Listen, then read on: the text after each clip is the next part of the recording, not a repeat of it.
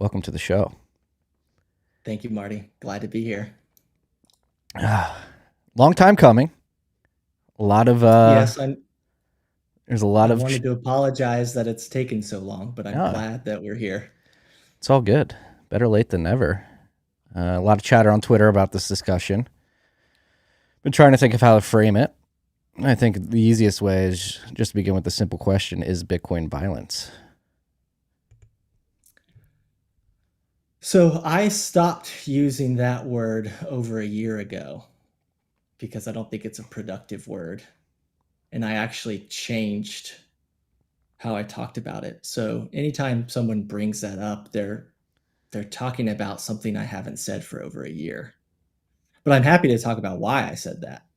Yeah, what I guess why did you say why is it not violence, or why is violence not a productive word? Yeah, so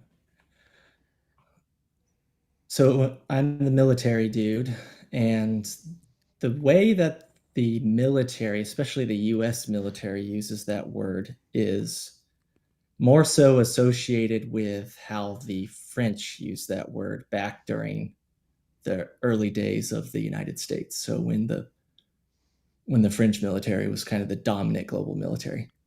And back in those days, violence was essentially a word that meant to bring force at something. So it's a combination of vis from Latin and ferro. So you combine those together, it's to bring force at something. And so, really, when it comes to the military usage of that term, what it essentially means is to bring force at something for the sake of imposing a physical cost. So, the whole thing with national security or any type of military campaign is that the way that you achieve security is by imposing physical constraints, or an easy way to think about it is every single animal or person or nation or group of people or whatever you want to try to defend has a benefit to cost ratio of attack, where they have some benefit to attacking and some cost of attacking. And so the purpose of violence in this theology is to increase that denominator. You want to increase the physical cost of attacking you so that you can drop your benefit to cost ratio. And so that's kind of how the US uses the term, and how we think about it. It's not really it's not how the public thinks about it, and especially how the English uses it. Because in the English terms of violence, it means basically to cause harm. So like it's like a catch-all word for like all things bad is violence. Like every bad thing you can think of is bad. Whereas in the military term, it's to project power to impose a physical cost in order to lower your benefit to cost ratio of attack. It's not explicitly to cause harm or to cause injury. That is the side effect of imposing physical costs. Does that make sense? Yep. Yeah. So So being the military guy who has almost no experience talking to the public, I made the genius assertion on my first day on Twitter that thinking, okay, well, the whole point of Bitcoin is to impose a physical cost, to secure your access to a piece of property by lowering the benefit to cost ratio attacking you, right? You can't achieve centralized control authority over the ledger because it is too physically costly to do so. So all these miners are imposing a real world physical cost measurable in watts to make it impossible to justify the physical cost of attacking you. And so to me, in my limited smooth brain military mind, that to me looks like a digital form of violence. So I said Bitcoin is digital violence. It's taking the same physical power projection game of imposing physical costs on people for the sake of defending yourself by lowering your benefit to cost ratio of attack physically, but it's doing that in a digitized form. So I said digital violence, and that was a trigger word, and that took off. And I still have yet to actually match the number of impressions that tweet has made. So most people only think about me for that tweet. and how so you got past you brought your military perspective to Bitcoin, saw hash rate and the the cost that an immense amount of hash rate could potentially be thrust on a potential attacker at the mining layer as violence, decided that word wasn't apt for this particular No. asset. Learn So what is that your, lesson real. I think a lot of what people are worried about with the particular framing that you've been putting forth recently is trying to pigeonhole Bitcoin into a weapons grade cybersecurity tool that should be Yeah. thrust into the Second Amendment, or their protection should be thrust on the network via the Second Amendment. Why is this? Yeah, that's the idea. And I know that gets a lot of flack, but I think it's a logical approach. And I don't think it's as radical as it sounds. I also think it's a technically accurate approach. And I'm happy to talk through that too if you'd like. Yeah, let's talk through it. Okay, so I guess I think a useful starting point here is to think about the history of. Actually, we could go back. I was going to start in cryptography, but let's go back further. Let's go back before anyone had discovered electricity. So actually, let's go back 10,000 years to the emergence of physical power projection and power dynamics in agrarian society. So generally speaking, if you want to just give like a general description of warfare, what kind of seems to happen is that people don't want to use physical power as the basis through which they settle disputes or determine control authority over resources or establish consensus or achieve consensus on the quote unquote legitimate state of ownership and chain of custody of property. People do not want to use physical power as the basis for doing that for obvious reasons. It costs a lot of energy, but it also harms people. It causes injury directly. So agrarian society, in their capacity, people's capacities for abstract thinking, try to come up with alternatives to using physical power as the basis for settling disputes. And that's what gives rise to abstract power hierarchies or governments or any form of like adjudication mechanism where some guy with imaginary power gets to decide how the dispute goes. And so that's kind of the basis for most governments, is just this idea that we can figure out a way to do all these things, to manage our resources, to establish a pecking order, to solve disputes in some quote unquote I won't say violent anymore, but non-physical power projection way. Okay, so there's merit to that. If you have a trustworthy government, especially, then that can work. The problem is governments are demonstrably untrustworthy. Anytime an abstract power hierarchy is formed, it becomes systemically vulnerable to exploitation and abuse. People abuse their abstract power. Abstract power has a lot of just general disadvantages compared to using physical power. The big ones being it's trust-based, so you have to trust the person with abstract power not to abuse it against you. It's rank-based, so it's inegalitarian. Not everyone has access to it. It's permission-based.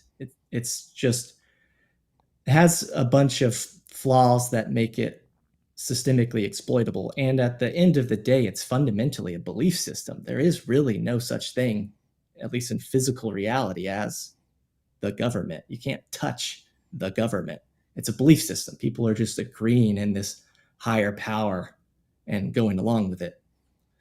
Okay, so if agrarian societies start to do that, then that's cool. If the government's trustworthy, that's cool, but they break down. So you have to get back to the benefit to cost ratio of attack problem. The more successful an abstract power hierarchy is, the more resources that those people with abstract power can control, there's a more benefit to gaining that control or exploiting that control. So there's a benefit to attack. And the less a population is willing to resist against that, the cost of attacking them is dropping. And so now the benefit to cost ratio of attacking or systemically exploiting a population at a large scale through their belief system is actually increased. The benefit to cost ratio of attacking them increases as they adopt these abstract power hierarchies if they do nothing to keep their government accountable. And so that's bad because you're inviting systemic exploitation. Alternatively, another thing that could happen is people become essentially pacifist. They get so comfortable in their well-functioning government that they forget that there's a lot of governments, that there's Genghis Khan and Hannibal and Napoleon outside, neighboring them. And if they do nothing to physically defend their abstract power hierarchy or whatever resources they control, they make themselves vulnerable to invasion. So either way, if you forfeit your capacity and inclination to project physical power, you're going to either be systemically exploited at a massive scale through your belief systems, or you're going to be invaded. And so we have 10,000 years of empirical records to show that, and then 5,000 years of written testimony to say that. That's just kind of how it works. And then this is a recurring problem. People adopt these abstract power hierarchies. They eventually get their benefit to cost ratio eventually climbs. They start to get exploited. They have a revolution or a civil war, or they get invaded. War breaks out. People become inclined to project physical power. They're inclined to accept the downsides of the energy required or the injury risks that you do. And then that cycle just repeats itself over and over and over again. So there's this like unfortunate complex emergent property where, ironically, in agrarian societies attempt to adopt systems that don't use physical power as the basis to settle disputes and establish resource control authority and achieve consensus on the legitimate state of ownership and chain of custody of property. In their efforts to not use physical power as the basis for doing that, they adopt imaginary power hierarchies. They adopt belief systems which are systemically exploitable. And then that breaks out eventually in yet another war. And that just keeps on compounding and compounding over time until we get to where we are today. Well, as that process has been going on for thousands of years, humans have been doing their thing that they do best and making increasingly clever and efficient ways to project physical power. So if you look at all the weapons of war over the past 10,000 years, you can see that what a trend and what humans are effectively doing is getting more and more efficient at projecting physical power. Large quantities of physical power and watts can be projected on people. In this case, it's kinetic power, so it's force against mass. And they can do it for less size, weight, and energy requirements. So they're getting, and money requirements. So they're getting more efficient at projecting power. So ironically, agrarian society has become so efficient at playing the kinetic power projection game that they got to the point where they have nuclear weapons and they risk mutual annihilation. So like we're now at an existential threat where it's like we can't actually use our most efficient power projection technologies because iconoclastically it's inefficient. It's too efficient to be useful, because if we used, if we went on a peer-to-peer strategic level warfare with nuclear weapons, that would not be winnable. It would be too costly in terms of lives lost. So it may be efficient in terms of how many watts you can project for how cheap, but it's actually inefficient in how many lives lost. Okay, so that's a problem, because if agrarian society must continue to effectively revert back to these physical power projection games to kind of resettle their disputes and reestablish consensus on the legitimate state of ownership and chain of custody of the resources, then that could be a problem. And one thing I wanted to note about that is, if you zoom out and you look at humans from like an alien point of view and you look down at all the resources, what you'll notice is that it is precisely because of this global scale physical power projection competition that has been waged for the last 10,000 years that control authority over Earth's resources is decentralized. So the complex emergent social benefit of warfare is the decentralization of control authority over resources. We have 195 different countries with 195 neatly defined and well-defended borders. And so the abstract power, the imaginary power of these people that are in charge of these governments cannot expand precisely because they're physically constrained from expanding. And anytime someone tries to effectively 51% attack the Earth's global resources, if they want to pull a Genghis Khan or pull a Hitler and try to project a whole bunch of physical power to try to physically capture resources, they get constrained. It's really hard to sustain that. Everyone kind of unites against them and makes sure they can't 51% attack the resources. And so that's noteworthy because what we're showing here is there are implications of warfare as effectively a proof of work protocol. It is a way for people to engage in a global scale physical power competition to achieve decentralized control authority over our physical resources. And up until the invention of like computers and electricity and stuff, that was purely kinetic. So it was purely forces against masses. But it was still a power projection game. And I think, so that's just worth noting. Now, what I'm describing is what Tesla described in 1900. He had that essay, The Problem with Increasing Human Energy, or something like to that effect. And he basically said, we're getting too efficient at doing this power projection game, that the end state of this is people are going to have to basically take humans out of the loop and let machines engage in energy competitions with each other. Because if you continue to go down the kinetic route, he says that's just going to be too destructive. So it sounds like he was predicting mutually assured destruction 40 years before the invention of nuclear weapons. And he was actually inventing this before both world wars, before airplanes, before aerial bombardment, and a lot of the nastiness that played out right after he made those predictions. But the bottom line is he predicted that eventually humans would become so destructive with their physical power projection technologies that they would have to turn to this like machine-like apparatus where these machines compete against each other using some energy competition. And like the way to win the energy competition is, one way to do it is to become more efficient.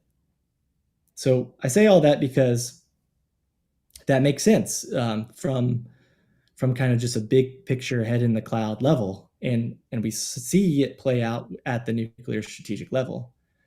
Now, some will say, well, we're not actually strategically stalemated at a global level because there's other ways that you can project physical power. And you see it all over the news, right? You still see people using kinetic power and engaging in competitions with each other. The issue with that is we actually don't know if that can solve a strategic level policy dispute because it's only been asymmetric. There's never been two nuclear powers to go head to head with each other. So we don't actually know if we could use these deliberately inefficient ways of projecting kinetic power to solve a dispute. And it's worth noting that governments are deliberately choosing an inefficient way to project kinetic power to engage in this competition because they know the nuclear one, the most efficient one, is too, ironically, too expensive to use. And so, okay, but if you pull that thread, let's say two nuclear powers go to war against each other. They choose inefficient power projection technology, so non-nuclear warfare as the mechanism, and they use just traditional munitions. If you assume that they could actually solve that dispute without escalation to the nuclear level, which I personally don't think, but who knows, then the problem with that approach is what you're going to do is agrarian society is going to continue coming up with increasingly clever ways to project kinetic power efficiently at each other. So what that means is they're just going to discover another way to mutually assure destruction. So right now, the only way that we can mutually assure destruction is through nuclear weapons. But if we continue this non-nuclear kinetic power projection game, we're already seeing that trend. It's becoming humans out of the loop. It's becoming drones fighting drones. It's becoming swarms of drones fighting drones. And maybe in the future, it could be something like AI-powered drone swarms, just like Terminator style, Skynet style mass drone warfare. And so the point is, just because we have temporarily found a way to engage in physical power competitions to attempt to settle disputes doesn't mean that that mechanism can't also meet the same end that nuclear warfare has, which is effectively a stalemate. We just, like, will probably go extinct if we tried to do a full-scale strategic nuclear war. Okay, so why do I say that? Well, because fortunately, if you go back to Einstein, he says, well, matter is swappable with energy. Okay, so instead of projecting power by displacing a piece of matter across a distance, you can project power by passing a charge across a resistor. So you can produce watts electronically, and it's physical power. So you can do this in a permissionless way. You can do this in an egalitarian way. People can access their watts all across the world. And so then the idea is, well, what if agrarian society learned how to engage in a global physical power competition electronically rather than kinetically? So you would still get the benefits of using physical power as the basis to settle disputes and achieve consensus on the legitimate state of ownership and chain of custody of property and determine control authority over resources, but you would do it in a way that could actually be won. So you could actually win a physical power competition instead of just stalemating it. There would be a clear winner, there would be clear losers. And so for that reason, it's actually useful. And so that's interesting. Okay, so then you have to start thinking, all right, in the future, if we ever did need to get into some massive level strategic war fight, is it reasonable to expect it to be a kinetic fight if we know that's already stalemated? Or is it reasonable to expect it to be a non-kinetic power projection competition, global scale war? And then back to my earliest point, if nuclear superpowers are stalemated against each other, then that doubles as a stalemate between the ruling class of those superpowers and the ruled class. So you've created a massive asymmetry between the nuclear powered ruling class and the non-nuclear powered ruled class. And so, just like it has been for the last 10,000 years, it is very possible that it's very logical to believe that a stalemate at this level represents a major systemic security hazard of oppression, not nations fighting against each other, but nations oppressing their own classes because their own classes, their own populace has no realistic way to stand up to a nuclear powered state. And so add all these things together, maybe the future war maybe it's not reasonable to believe that the future war would be a kinetic war, because that's a war that is increasingly less likely to be winnable. Maybe it's not likely that the future global war would be a war between states. Maybe it would be a war between the ruled class and the ruling class. And it's very plausible to believe that it would be an electronic war or something using a non-kinetic form of power. And so you add those together and it's like, okay, well, what would that look like? How would that work? What would it look like? And so that's kind of where you start getting towards Bitcoin. But I'll stop there if you have any questions. Thanks for letting me talk so long. No. Yeah, I guess the big question is in terms of like the history of warfare and these hierarchies that have been erected. That's why I've been drawn to Bitcoin and why I like Bitcoin. It allows us to get away from these hierarchical structures that are thrust on to people throughout the world, and it just allows us to opt out and use this peer-to-peer digital cash system to cooperate. Maybe, yes, compete on the open market to provide goods and services, but having a global sound monetary standard, which will allow us to coordinate and settle that competition via the free market. Yeah. So let's say we're 20 or 30 years after the invention of nuclear weapons. So the invention of kinetic power projection technology that's effectively too efficient to use. And we have created, if we just assume for the sake of argument, that we have created a hazardous situation where governments are asymmetrically powerful against their own people, then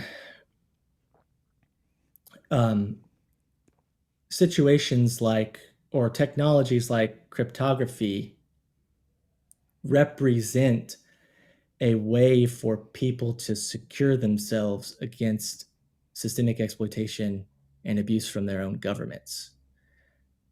And I think that was the original argument with all the crypto wars and the drama with Zimmerman and PGP and all that stuff. Is if you look back and just kind of read about that stuff, the core argument, the kind of overarching like ethos of that time period was, this is a type of technology that we can use to secure ourselves against systemic exploitation. So in this case, specifically mass surveillance against our own asymmetrically overpowered government.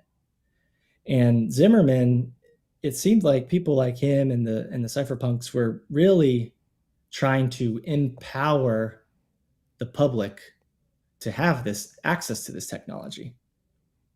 And so it has very Second Amendment like undertones to it, right? It's, Why not hey, the First people have Amendment? a right to yes, well, yes. So my argument, it's both, but my main argument is First Amendment's weak, Second Amendment's strong.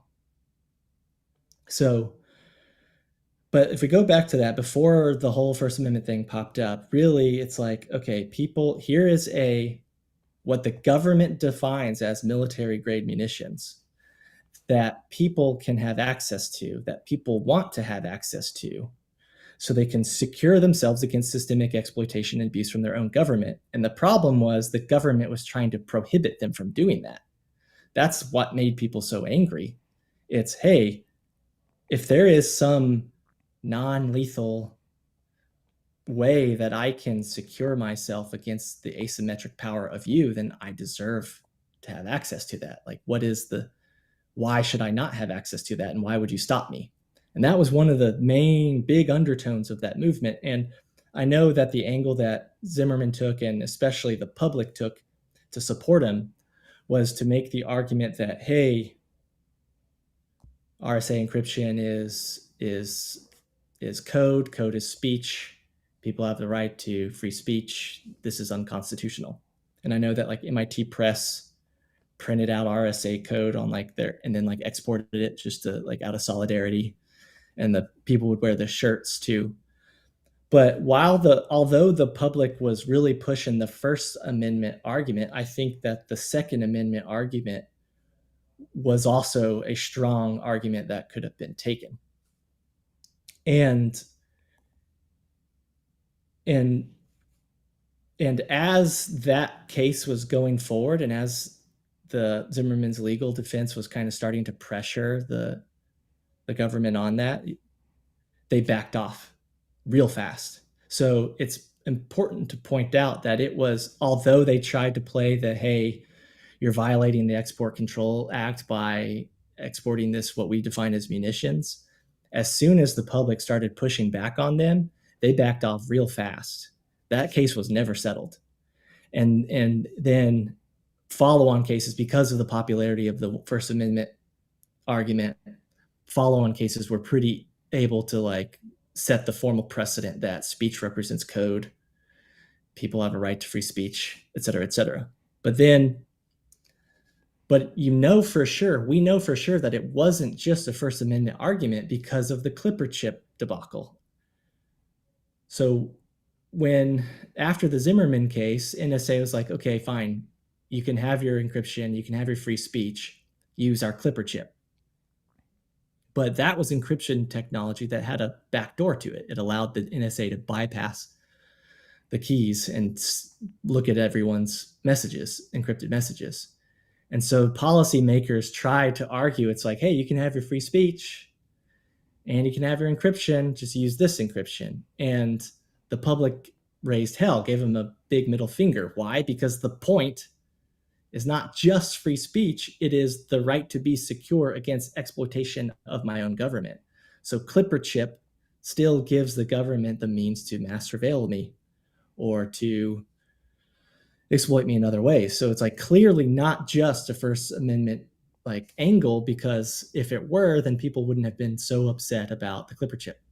And then fast forward 3 years, finally we get to Executive Order 13046 or whatever it was, 1996, when Bill Clinton essentially changed the rules. And how the rules work is not necessarily that cryptography is no longer considered munitions. How it works is the secret squirrels they develop the encryption technology, and then essentially the president decides which of that technology to release to the public. So it's like when military grade encryption starts, when that baby is born, it begins as a munition, and then by some internal legal process, it's popped over to the Department of Commerce or something, and then it's published. And it is precisely because of that victory, because we were able to convince the government to allow the public to have this security technology, which they define as weapon grade munition, to allow the public to have access to this security technology explicitly for the case of defending the public against systemic exploitation and abuse from their own government, that we have SHA 256. That SHA 2 was published by the NSA in 2001. So this battle that was fought is the precursor to the core enabling technology of Bitcoin. And Bitcoin relies exclusively on SHA 256 right now, which was, by the own government's admission, munitions that the public ought to have. Okay, so I'll stop there. Any questions so far?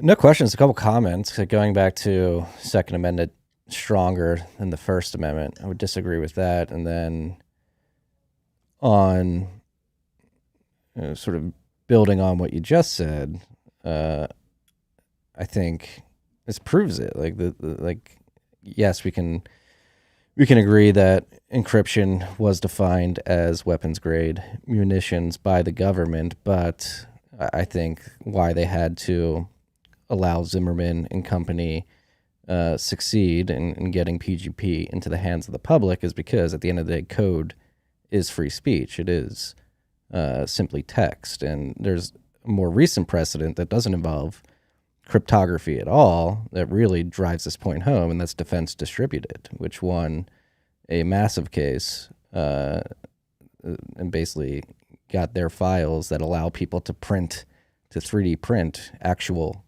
physical munitions that can harm people in the real world. They got that defined as speech. And so that's the First Amendment is the base layer. They have to allow these technologies because at the end of the day, they are software, they are code, they are text, they are speech. Yeah. So we have to. So my argument is not that the First Amendment is that we should not continue to use the First Amendment. I think that's still a good angle. I I think there are a lot of ways that the government could and has used like public health emergencies or some, it's important for the public safety measures to prohibit this type of free speech. And so my concern is that if you look at like the ESG movement, that is greasing the skids to make it politically feasible to say Bitcoin is bad for the environment, and therefore it's basically greasing the skids to do another Clipper chip where you can try to convince the public, all right, you can have your cryptocurrency, but just not Bitcoin because Bitcoin's bad for the environment. There's a public safety concern there. That's usually the public safety angle is usually the justification for why speech is prohibited, like what constraints can be applied to free speech. And so that's concerning because you can see them clearly starting to try to grease those skids. There's clearly like this campaign to market Bitcoin as quote unquote a public health hazard because it's causing, it's boiling the oceans or whatever. And so that's just worth considering. Now, another I would argue there ESG we're going to destroy ESG. ESG is killing itself. We actually don't even need to destroy it. We're finding out in real time that the policies that have been enacted due to ESG or like-minded ideas seeping into the public policy sphere have made life materially worse off for the people who have been subjected to those policies. Obviously, what's going on in Europe with their energy crisis, here in the United States and California with their energy crisis, with the it's becoming very obvious that these policies do not work and do not benefit humans and humanity overall. And then you get to the S and the G, and Sam Bankman-Fried had a higher S score in the ESG than Exxon CEO, and it's proving that it's all LARP. And then you get into like the woke boardrooms and stuff like that, and people, yes, they can grease these wheels, they can try, but economic reality and social reality is beginning to really rear its head and prove that this stuff does not benefit humans at the end of the day. Yeah. So, and especially like in Texas, I think there's a Herculean effort that's working on helping people see the clear benefits to the grid and the optimization of Bitcoin. And I think I've been able to help policymakers see that in a different way too. That's definitely a good angle. Okay. There's another issue too, which is the crypto attack. So I think that with the CBDCs and with like proof of stake systems and all this other crap, that attack vector is effectively a reemergence of the Clipper chip idea, where it's like, okay, convince the public that they can have this cryptographic technology so long as it's the one that we have the backdoor access to. So that's really what CBDCs and proof of stake represent, is here's a decentralized, and here's a dyno system that we really do have unimpeachable control authority over, despite how much we put people to LARP about it, right? Like POS is a POS, but people don't see that, and the long con is to say, well, it's got crypto in it, so it's got the same security as crypto, as like Bitcoin, so you should value that. But what they're missing is the importance of not just cryptography, but the importance of digital power, of giving people the means to impose large sums of physical power against each other through cyberspace for the sake of making it too physically prohibitive to systemically exploit the protocol. So like for example, Bitcoin, my new favorite saying now is to say that Bitcoin is proof of work working. And so if you want to make people understand like the value of Bitcoin as a security technology, they have to understand the value of proof of work, which means they have to understand power dynamics and the benefit to cost ratio of attack situations, and how enabling a global society to engage in a global scale physical power competition creates the complex emergent benefit of decentralized and control authority over the underlying resource. So when you explain warfare, you're explaining proof of work, and but just and traditionally it's kinetic, but now it might be becoming electric. Okay, so let's say, for the sake of argument, like I understand that the concern is this could give politicians an attack vector on Bitcoin to say, and to reattempt the same attack, right? Say, this is munitions, and try to ban people from it. Do I have that right? Is that the main concern that you have? Yeah, I mean, certainly if the government, especially considering, again, going back to like, I don't believe the Second Amendment is as strong as the First Amendment, particularly right now in 2022 America. If you somehow get Bitcoin deemed as military grade munitions, it seems that the administration that's in place and many that have come before it are hell bent on taking away guns, particular types of guns right now. And if that erosion around the security of the Second Amendment continues moving forward, it's easy to see. First, they take your AR-15s, and then they take away your ability to hold Bitcoin, to mine Bitcoin, to run a full node, to validate Bitcoin, which gets back to another topic that we really have to touch on, is what provides security to the Bitcoin network. Because I think that's one of the assumptions that you've been running with that I would disagree with, is that hash power creates security for the network, when it's really the individuals running the consensus rules on their own full nodes to have the power at the end of the day. Yeah, I know there's the ongoing, there's the block size wars and that debate.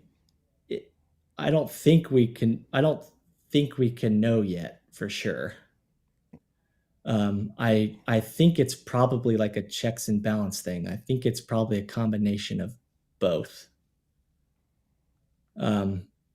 The only way we would really know is if Bitcoin got 51% attacked, would the nodes be able to invalidate block out of it? I mean, the nuclear option is to fork and change the consensus algorithm, move away from SHA. Yeah, so like adopt a different cryptographic. So that's true, but that wouldn't necessarily stop the vulnerability. You would just have a new chain with the same vulnerability. Like the same type of attack could repeat itself if you fork. Yeah, does that make sense? It does, certainly, and that's why it's a nuclear option. You don't want to do it. I mean, obviously, this topic came up a lot in the summer 2017, leading up to the failure of SegWit2x, which had 90% of hash rate signaling for it. But then you get into like the whole, what is mining? Again, mining is a business, right? Like individuals take capital risk they need money to get these assets and then find cheap energy to plug them in and hopefully make a profit margin. Not only is it a business, it's an extremely ruthless one. And I do think we have analogs from history that prove that it's probably not wise for governments to embark on these type of endeavors, because it's very well suited for the private sector and entrepreneurs as opposed to a monolithic government. And then I want to talk about that too, but let's wait because that's a separate train of thought. Yes, but we have analogs in terms of a nation or a group of people having control of the production of a commodity similar to Bitcoin gold that really don't have any control over the gold markets or don't have a lot of gold at all. So like in the 9th or 20th century, Switzerland amassed a large trove of gold. They have a ton of gold. They've never produced gold in their life, whereas Uganda has produced, and throughout the 20th century, produced immense amounts of gold, but doesn't hold any. So they had the power of the production, but they were no better off at the end of the day because they didn't actually hold the asset. Smarter countries like Switzerland just realized that gold at the time was the best monetary asset that existed on the planet and accumulated it. And they didn't need to do gold mining to accumulate that type of wealth or that type of power that wealth eventually gave them and the ability for them to become one of the wealthiest nations on the planet. Yeah, and I think the way that I differ a lot from, so I tell people on Twitter that I don't consider myself a Bitcoin maxi. I consider myself a proof of work maxi because I try to stay true to the idea of Bitcoin being a reusable proof of work system, and that there could be other use cases for reusable proofs of work beyond specifically serving as a fantastically secure base layer monetary system that would be very secure against systemic exploitation and abuse of people who control computers. Um, and so that kind of is like I take a different approach to thinking about that kind of stuff than I think a lot of people do. Yeah, I mean, I wouldn't argue that there aren't other use cases for proof. I mean, the original use case of proof of work was email spam protection. Adam Beck did not have a difficulty adjustment, so it turned out not to be as useful as it was when it originally launched. But again, I think that's tangential to Bitcoin. I think Bitcoin leverages proof of work certainly, but again, it brings back to the real value of Bitcoin. Why I'm a quote unquote Bitcoin maxi is because I am a monetary maxi as well. I believe that humans, once they come into contact with a really good money, are going to choose to use that money over others, and that's basically the ball that Satoshi started rolling in January of 2009.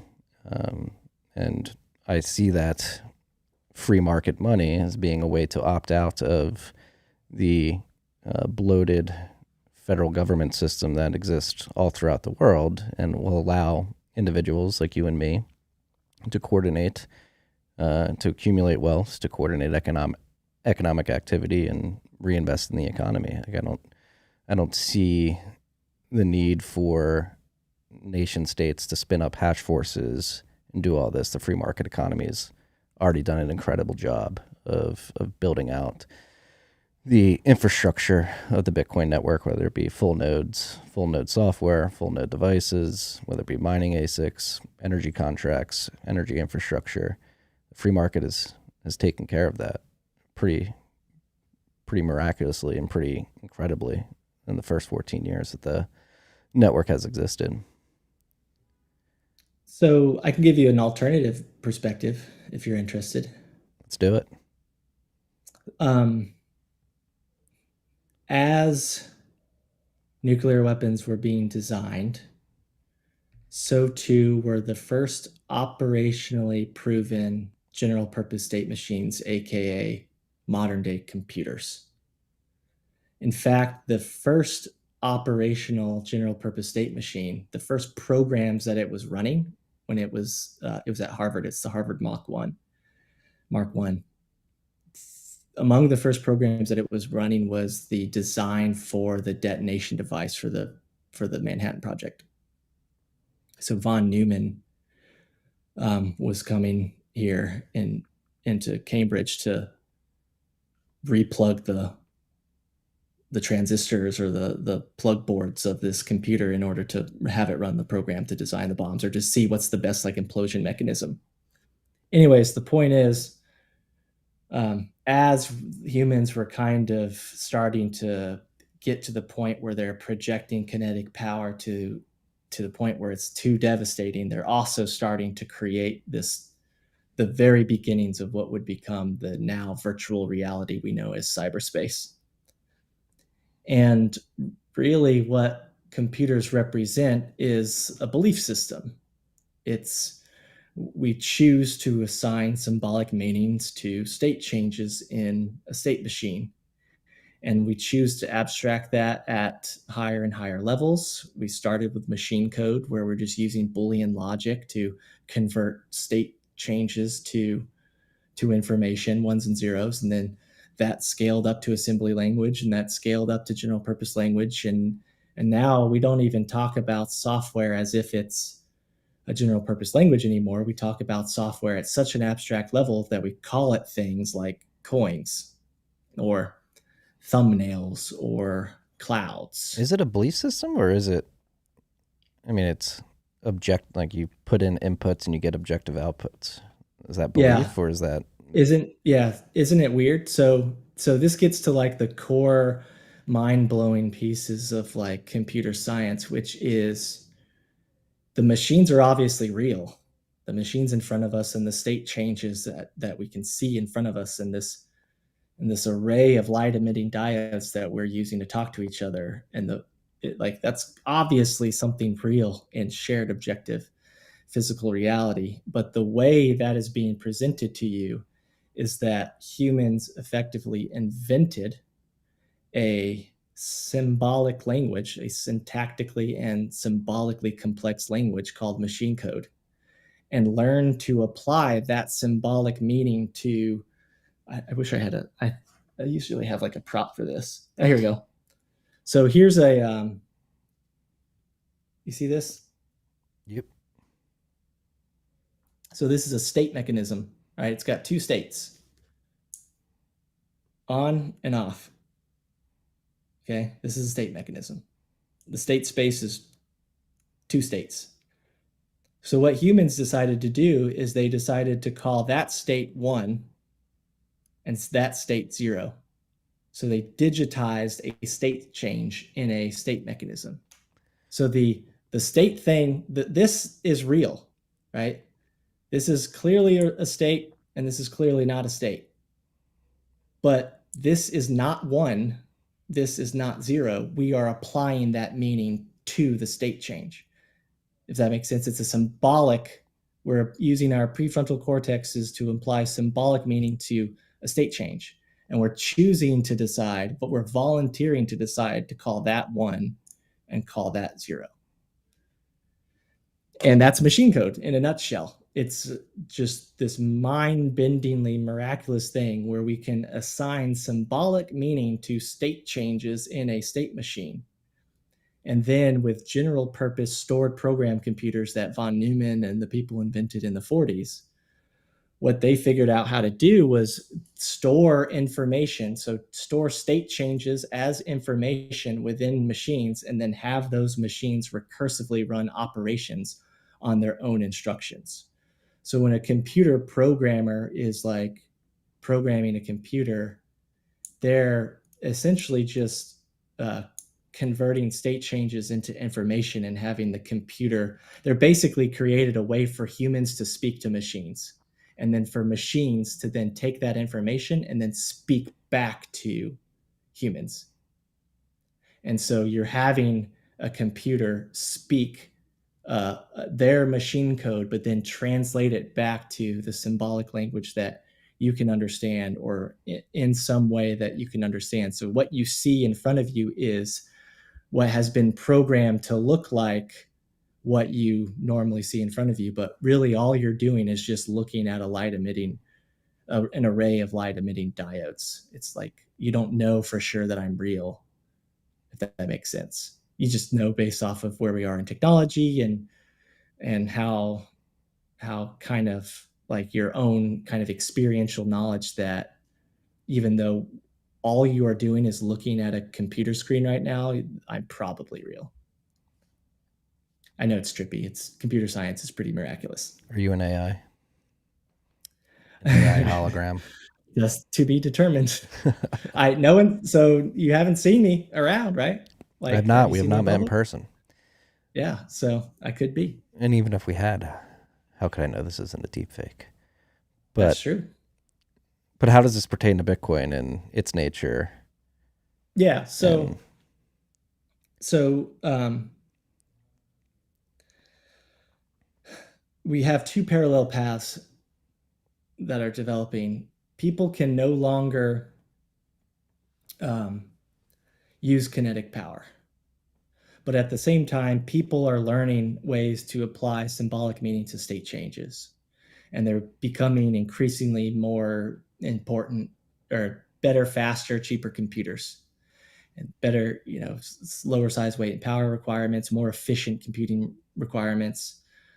Um, People have figured out how to apply symbolic meaning to all sorts of physical state changes in the world around us. Anything that can change its physical state can be a computer or can send digital information. That's why we have things like wireless internet, because what the computer does is they change state changes in electromagnetic waves.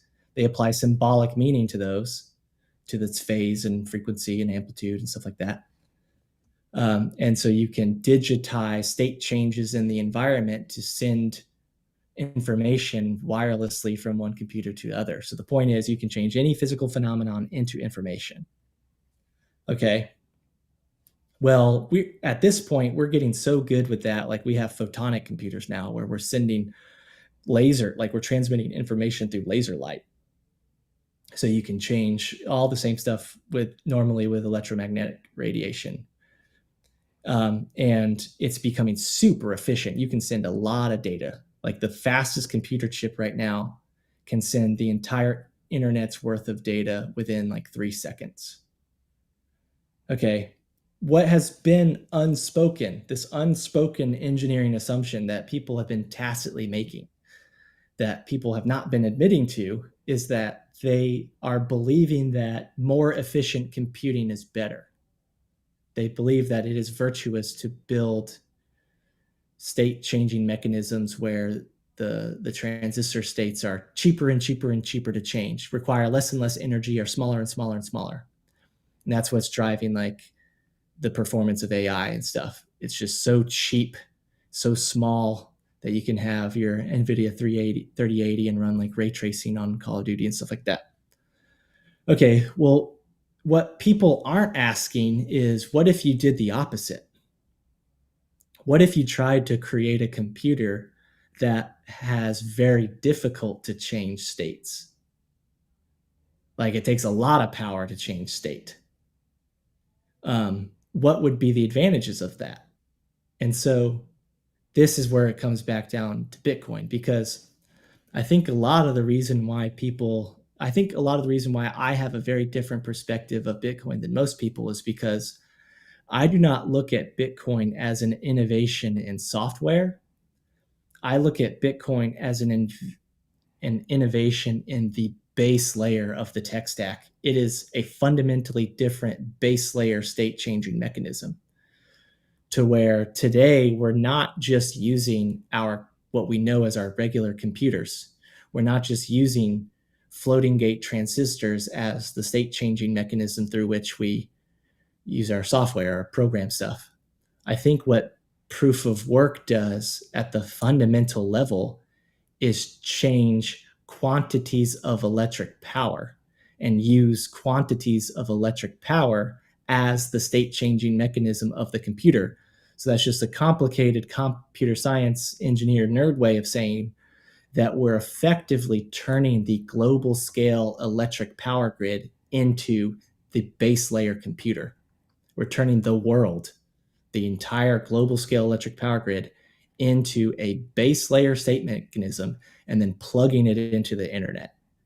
And then the question, that's like the mind blowing, that's like kind of like the big thing about my thesis is, if that's true, then it's like, holy crap, that's pretty mind blowing. What would the benefits of that be? And the benefits of that would be is you have a computer that is globally decentralized. Like the computer, the global electronic grid is the motherboard. That is the thing that's storing the information. And the physical change, the state changing mechanism is quantities of physical power, not transistor state changes like on our computer chips and here, but quantities of physical power in the electric grid is what we're applying Boolean logic to. So we're converting quantities of physical power into bits, and then we're sending those bits back into cyberspace. So to me, I see Bitcoin as bit power. We're converting power itself, quantities of physical power drawn from the globally decentralized electric power grid into bits, into information that can then be transferred through cyberspace. I'll stop there. Yeah, and again, I would push back again. I think the misconception is that like the mining controls the network, where it's the full nodes. Where in that scenario you just laid out, like if you think of like a world computer and you're pulling hash rate off, so you're using less electricity, one would think if it is the mining industry is the motherboard, the base load, that it's being deprecated. But that's why the difficulty adjust, and really the motherboard, the base layer of the global computer, if we're going to use that analogy, is the distributed ledger and its history as secured by full nodes. Yeah, so maybe we should go back so to it's a data file. Finney. It's not really the electricity or the grid. So let's go back to Finney.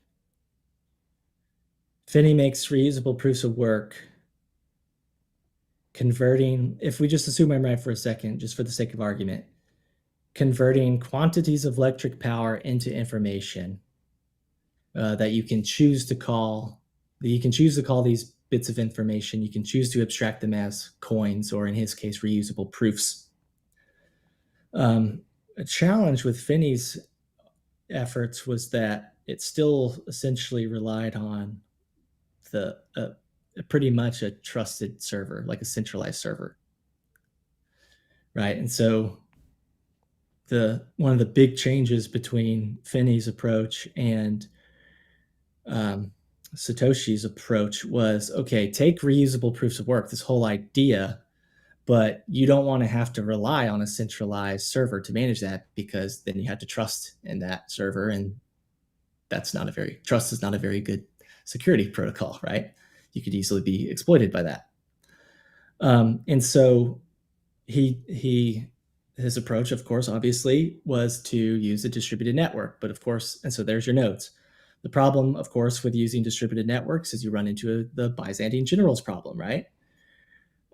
Where how do you get all these globally distributed nodes to achieve consensus on the legitimate state of ownership and chain of custody of the reusable proofs of work? So like, yeah, you can have, I think you're right that distributed nodes are a linchpin and a core part of the technology, and definitely a core part of decentralization. But it's also true that it's not just the decentralization of nodes. It's decentralization of control authority over the ledger, i.e. the quote unquote legitimate state of ownership and chain of custody of the reusable proofs of work. So that's just a long way of saying is, to solve the Byzantine generals problem, it looks to me, my argument is, it looks to me that Satoshi effectively invented soft war, a soft form of global scale physical power projection where people can compete for control authority over the ledger, the right to add transactions to the block, right? But because that's it doesn't give them control over the ledger, though. So if you have the ability to add transactions to the ledger, then you have the ability to withhold transactions from the ledger. So that's a tacit denial of service vulnerability, right? Like, that's the problem with proof of stake. One of the main problems with proof of stake is these validators can and are censoring the blockchain by withholding non-compliant transactions, right? Yeah, and this is where mining, the mining industry specifically, mining as a mechanism being a ruthlessly competitive business comes in, because the miners can only can only in can only enforce isn't the right word. But they can only try to subject that type of control over the ledger until it's economically unviable. Like the miners are slaves to the full node consensus. Like they are economically incentivized to play within the consensus rules set forth by the full nodes. And then if you do have one miner in one part of the world who is withholding transactions, or a number of miners working in a cabal to withhold transactions, the beauty of the economic system that Satoshi designed and launched is that users have the ability to attach transaction fees, and at some point the fee will be high enough where a miner who is running a good business and is profit driven will include that transaction or many censored transactions in a block. So they're sort of beholden to the will of the full node operators and individuals sending transactions. They are slaves to these actors in the economic system with multiple stakeholders. So consider what would happen if, well, but before we go there, I agree that there's obviously that dynamic. That dynamic's obviously true because we saw it with the block size wars. What we haven't seen, like what we didn't see during that, is I guess there's a lot of different ways that could have gone down. So let's say, yes, totally, the nodes could invalidate blocks or refuse to pay their defenders, right? To refuse to pay their miners.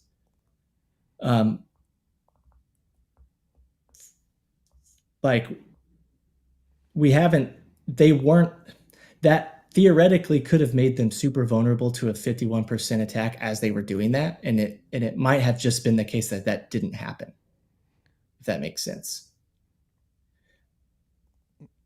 Yeah, you can't prove a negative, but yeah.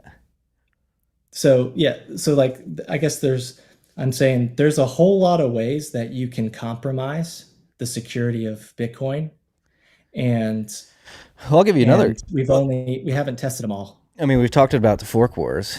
We have had one other test in 2015, I believe, 2014 or 2015, where, I mean, and this is a testament to the individual actors, particularly in the mining industry, being economically driven, where you had one mining pool, ghash.io, accumulate 55% of the network hash rate. You had Peter Todd, who's was an infamous core developer. I'm not sure he's working on core anymore, but he sold half his stash because ghash acquired 55% of the network hash and had the ability to 51% attack the network. What you saw there is economically rational actors, being the individual miners who were pointing their hash at ghash at the time, immediately leave ghash and flood to other pools because they didn't want to be contributing to a potential 51% attack. Yep. Yeah. So, but the whole idea of a 51% attack proves that miners do have some form of control authority over the ledger. Like you wouldn't be afraid of a 51% attack if miners couldn't withhold transactions or couldn't abuse that control authority over the ledger. The fact that they can do that is the reason why the 51% attack vulnerability exists. And so that's just, I guess, it just kind of proves the point that there is an attack vector there, and there is, but there's good defenses to that attack vector as well. Economically yes, driven individuals, and then the nuclear option of doing something at the consensus layer to stop the attack.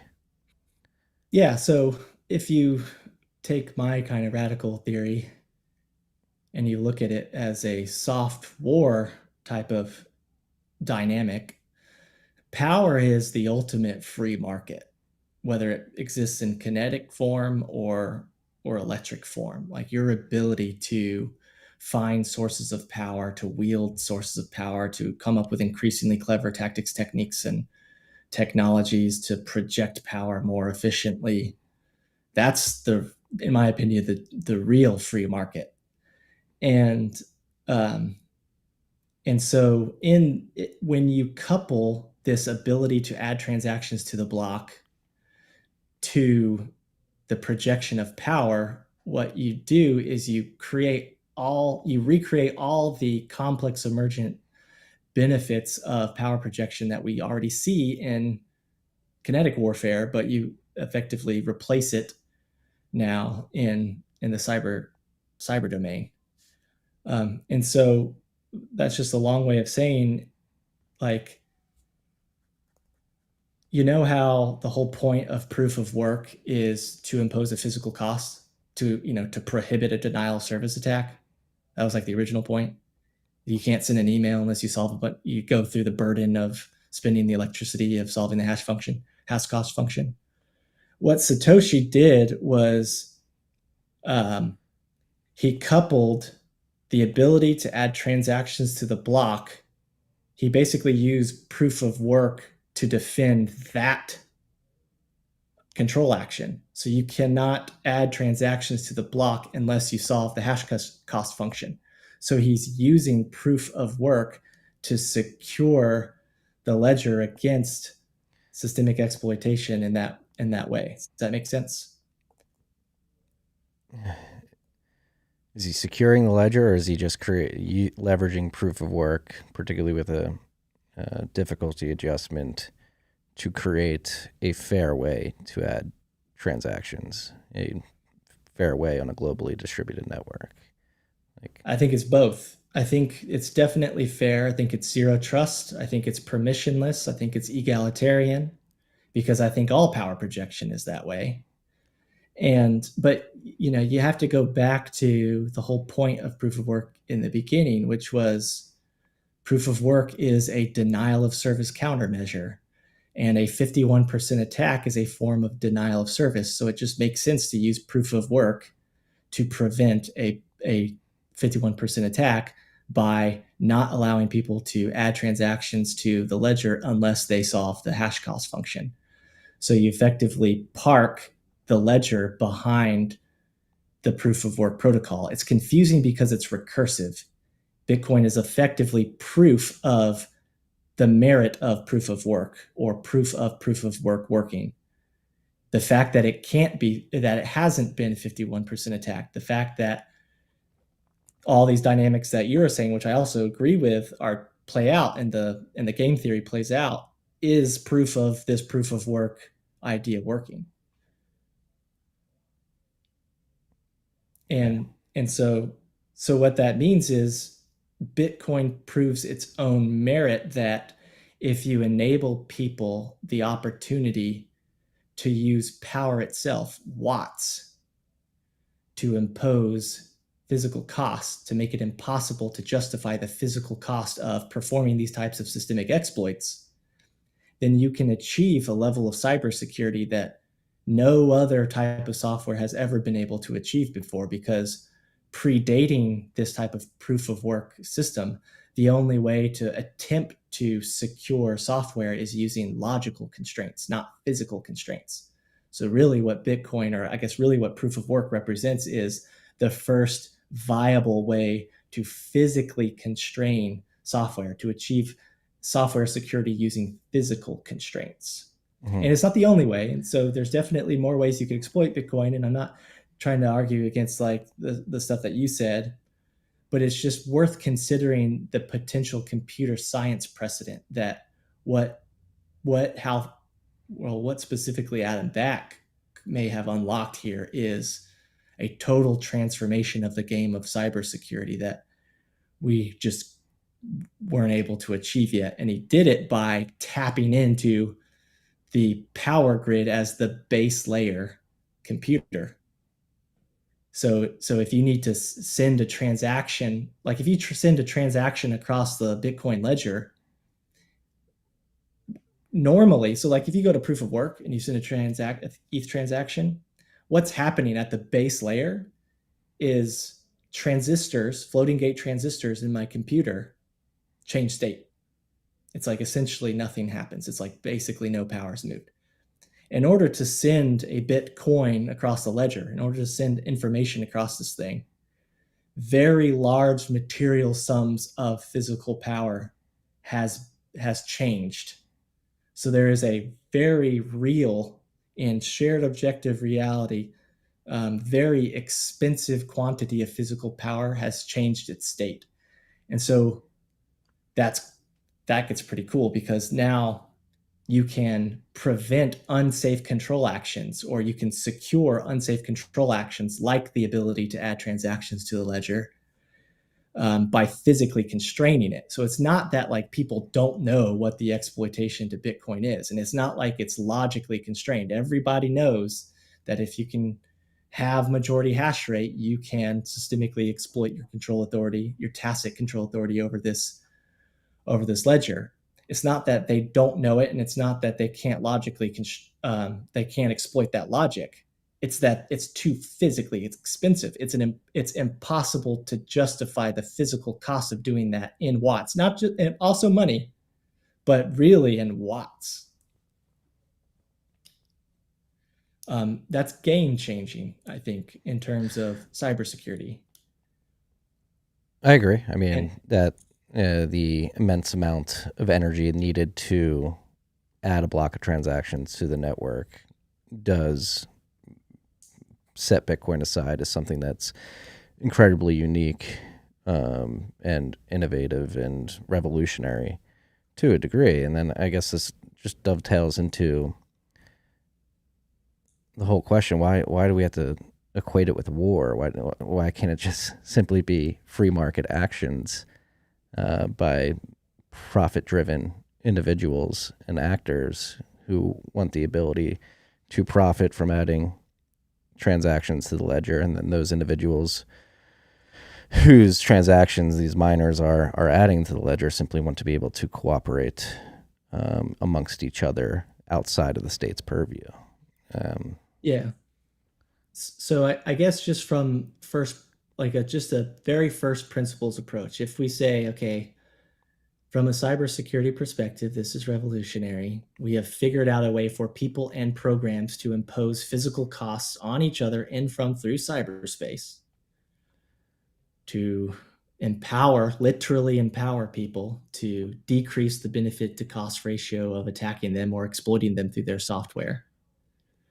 And there's definitely something happening at the base layer that's different. Like there's a meaningful physical difference between the way that the Bitcoin protocol tech stack works and the way that like some other poser cryptocurrency tech stack works. Like there's a whole lot of big ass machines projecting a lot of power. So there is a materially, physically different phenomenon happening that's happening at the base layer. What that means is what could be really happening is that like I said, we're learning how to use the globally decentralized electric power grid as a base layer computer. And then we're plugging that into the internet. And then why would you want to do that? It's because the state space. So what is a state space? Remember, this thing has a state space of 2 on and off. But if you sum all the potential state changes, you create a state space. The state space of this global computer is physically constrained and physically decentralized in ways that no other computer that's plugged into the internet has ever been and may ever will be. That means you've created a part of cyberspace that is physically constrained and that allows you to impose physical constraints or secure your own software with physical constraints in ways that no other piece of cyberspace has ever existed. Not to mention the fact that it also gives you other use cases, like giving you a way to settle disputes in a zero trust and egalitarian fashion, or giving you a mechanism through which you can achieve consensus, globally distributed consensus on the legitimate state of chain and legitimate state of ownership and chain of custody of underlying stuff. that is basically just a long way of saying this is so much bigger than just money. Money just happens to be the first obvious use case of making the most secure place, the most physically constrained place, and what could be the potential foundational base layer of the internet. Money is just an obvious first use case for it, because of course you want your thing to be, you want your money to be secure. Like if Bitcoin is proof of work working, then that means Bitcoin is proof of the cybersecurity merit of this technology, which means if you use Bitcoin as your money, you have the most secure thing that's ever existed because we created it. It's just been created, and it's essentially impervious to nuclear scale warfare. Like you would have to, like the internet will survive humans if we get into a nuclear war. Like humans would go extinct faster than the global. You'd have to destroy the global internet and the global electric power grid in order to stop Bitcoin, if this theory is true. And so, it's back to your question, why frame it as war? Because I think that, well, that goes back to what we were talking about earlier. Tesla predicted that in order for agrarian society to prosper long term, they would have to find some other means through which they engage in their power competitions. And it can't be kinetic power competitions because they're too lethal. We're getting too good at killing each other. They're too destructive. He predicted that we would go towards some form of electric, machines competing against other machines. He did this before he knew about software, before he knew about computers. General purpose computers hadn't been invented yet. At the same time, you've got the people like Ford's, and standing next to Ford, you've got people like Edison saying, if you want to solve wars, turn power, electric power itself, into money. What both of those titans of American industry were missing was software. They didn't have a way, like if you create, a global scale physical power competition, energy competitions with machines competing each other, how do you manage it? Well, you need some form of software. And if you created energy money, how would you manage it? You need some form of software.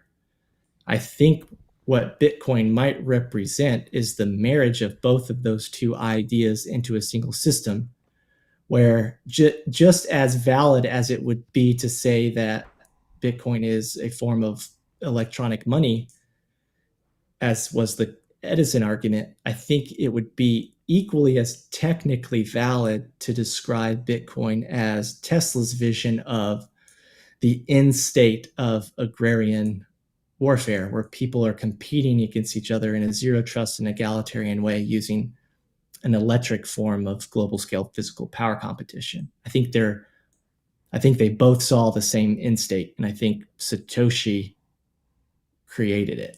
Yeah, so it brings about peace. It's not war. It's and so that's one thing that, just to be completely upfront, like I've said publicly, I've tweeted out, let the hash wars commence, and I've thought of it that way as well, as like this global war for hash rate. But as I've gotten more into mining as an industry, specifically as somebody who runs my own personal mining operations, I'm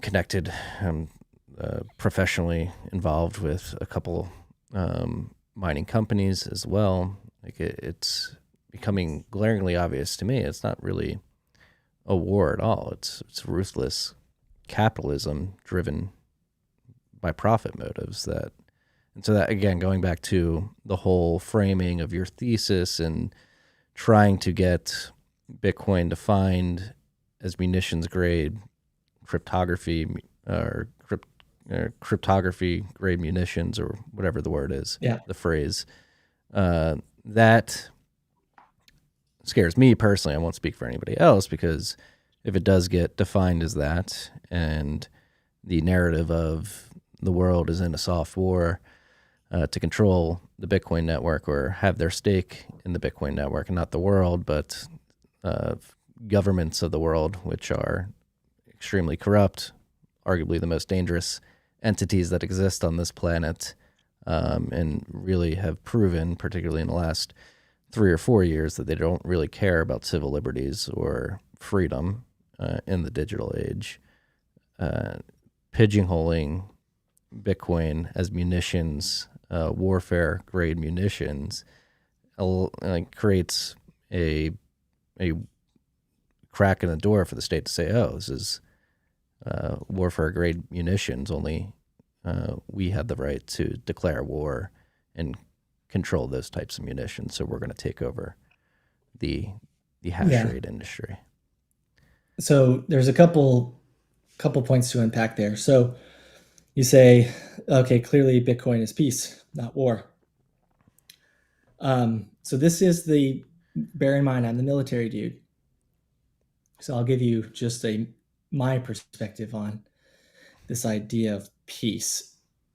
There has never been a meaningful duration of time in the last like 12,000 years where like humans haven't been engaging in power projection competitions against each other to capture resources or to capture control authority over resources. This like idea of peace is not, in my opinion, a replacement to war. Like you can't replace war with peace. Peace is a reprieve from war. It's that temporary state of high trust between wars when people and governments can be trustworthy with alternatives to physical power as the basis to settling their disputes. But to your point, it gets corrupted. Governments get corrupted. People get drunk off their imaginary power and start abusing people through their belief systems and exploiting them. Or they just flat out get invaded. They're just weak and they get captured.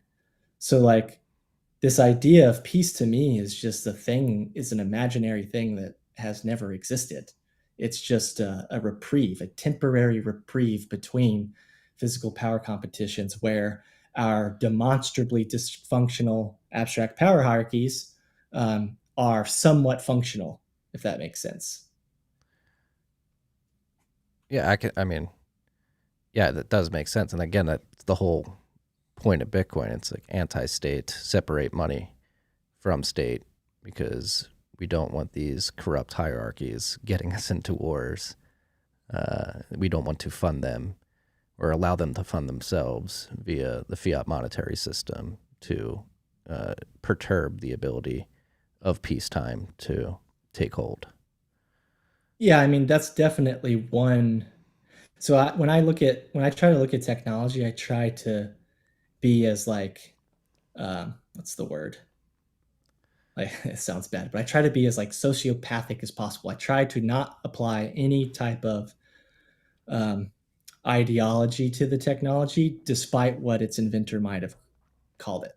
There's a lot of examples in history where like, the person invented a thing intending it to be for one reason where it ended up not being for that reason. So if you just look explicitly at the technology, here's a technology that allows people to digitize, convert power into bits, and then pass it across the internet.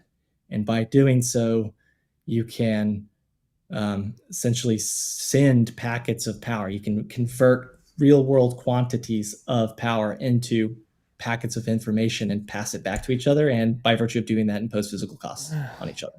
But that, again, now we're getting to like the semantics of how Bitcoin works, going back to like full nodes. Like when I send a transaction from my node to somebody else's on the network in a peer-to-peer fashion, it is getting confirmed in a block. And that process to get confirmed takes a lot of energy, but actually me sending that transaction is the same amount of energy as sending a tweet. Like, so actually like sending these messages doesn't really like, and this is like something that's gotten Bitcoin and talk about like the ESG slant. And this is what that dude from Digiconomist has really leaned in, the energy per transaction metric that he made out of thin air. That is objectively just not how this works at all. Like when you send a transaction, you're essentially sending a tweet. It takes the same amount. What takes a lot of energy is confirming that, and confirming that transaction in a block is on the front end of that is a lot of capital risk by an entrepreneur who wants to make a profit for providing the service to the Bitcoin network of getting these transactions confirmed. So when we talk about Bitcoin security, I do think when you talk about, we need to separate two things: the security of a transaction in a block. So how confident can you be that your transaction isn't going to be overwritten by somebody who reworks the chain, and then security of the consensus rules and what people are allowed to do within the Bitcoin network, which is determined by full nodes. So maybe the better way of saying it is confirmed information. Like once once it has been confirmed enough to have successfully achieved consensus across the nodes, that confirmed state of information required a substantial amount of physical power to achieve that. Yes, for Yeah, so to pass confirmed information, right, to pass this bit of this packet from one node to another, and to get those nodes to all agree and achieve consensus on that passage of information across cyberspace, a non-trivial, materially relevant amount of physical power had to be expended. mm-hmm. So if that's true, then when you observe a Bitcoin passing across this ledger, that technically represents symbolic meaning that you have applied to a materially large quantity of physical power that has changed its state. So like if I'm like what I'm looking at you, like when I'm looking at you right now, or like anything on my screens here, that is symbolic meaning I've applied to transistor state changes. But if I were to see a Bitcoin transaction and like be able to validate it through a node that is just like a valid Bitcoin transaction, that's completely different than anything else in cyberspace. That represents not just, so to your point, yes, it does still include transistor state changes because that's what nodes do. That's what they're made out of. But it also does include materially large quantities of physical power that's changed state. So it's not only just transistor state changes, it's large quantities of physical power state changes. That means a Bitcoin transaction or any information that's passed through the Bitcoin ledger is fundamentally different in a computer science perspective at the base layer, at the state mechanism layer. It is a totally different type of computer that's never existed before, that's now plugged into the internet, that people are using through the internet. I think. I don't know. These are just theories. Yeah, just talk about the internet too. Like that takes an insane amount of energy. I mean, this is just humans harnessing energy Yeah. in different ways. Well, I think one of the core problems is people, for whatever reason, they think that inefficient or power intensive, requiring a lot of power to send information across cyberspace is only bad. For whatever reason, they think that, and for whatever reason, people just tacitly assume that the cheapest way to send information across the internet is good.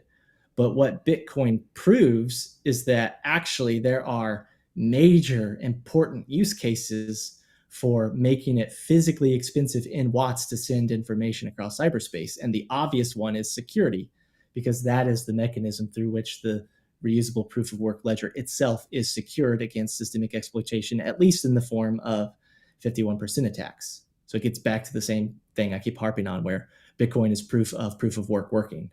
It's proof that the ability to impose physical costs. It's proof that a computer that is physically hard to change states is actually useful as a security protocol, because look at it, it's brilliant. So that was the first point. There was another point. Crap, I forgot where we were. Why war? We're getting war. Okay. Peace doesn't exist. It's a reprieve. Oh yeah. So peace is a reprieve from war. It's the thing that happens. consider this thought experiment. If war didn't cause injury, if there was a way, just hypothetically speaking, that we could fight wars without Well, physically causing people, would people think it's bad? Would people even want abstract power hierarchies? I think we need to take a step back first. Like, why are wars fought? We can talk today too. Focus on today's day and age. Like, why are wars fought? A lot of individuals would argue the U.S. military-industrial complex exists to protect the petrodollar system at the end of the day. So Bitcoin's created this peaceful alternative where you don't need that kinetic warfare to go into far-off lands and occupy them and use force to intimidate other countries to convert their local currency to dollars to buy oil on a global scale. You can just nix that and participate in this peaceful monetary system that does not need that level of force, or the cost of the cost of attacking Bitcoin is so high that it's not even worth going through the kinetic process of attacking individual actors globally distributed. Like, so that, like, why have humans fought wars historically, most importantly today, for the U.S. perspective, to protect the petrodollar system. And one could argue that the U.S. is the biggest warmonger on the face of the earth right now. And then two, if Bitcoin provides us the ability to peacefully protect a monetary network without having to go flex around the world, why would it be crazy to think that could bring about an extended reprieve of peace? Yeah, no, I think that's a very logical argument. So when I think about what is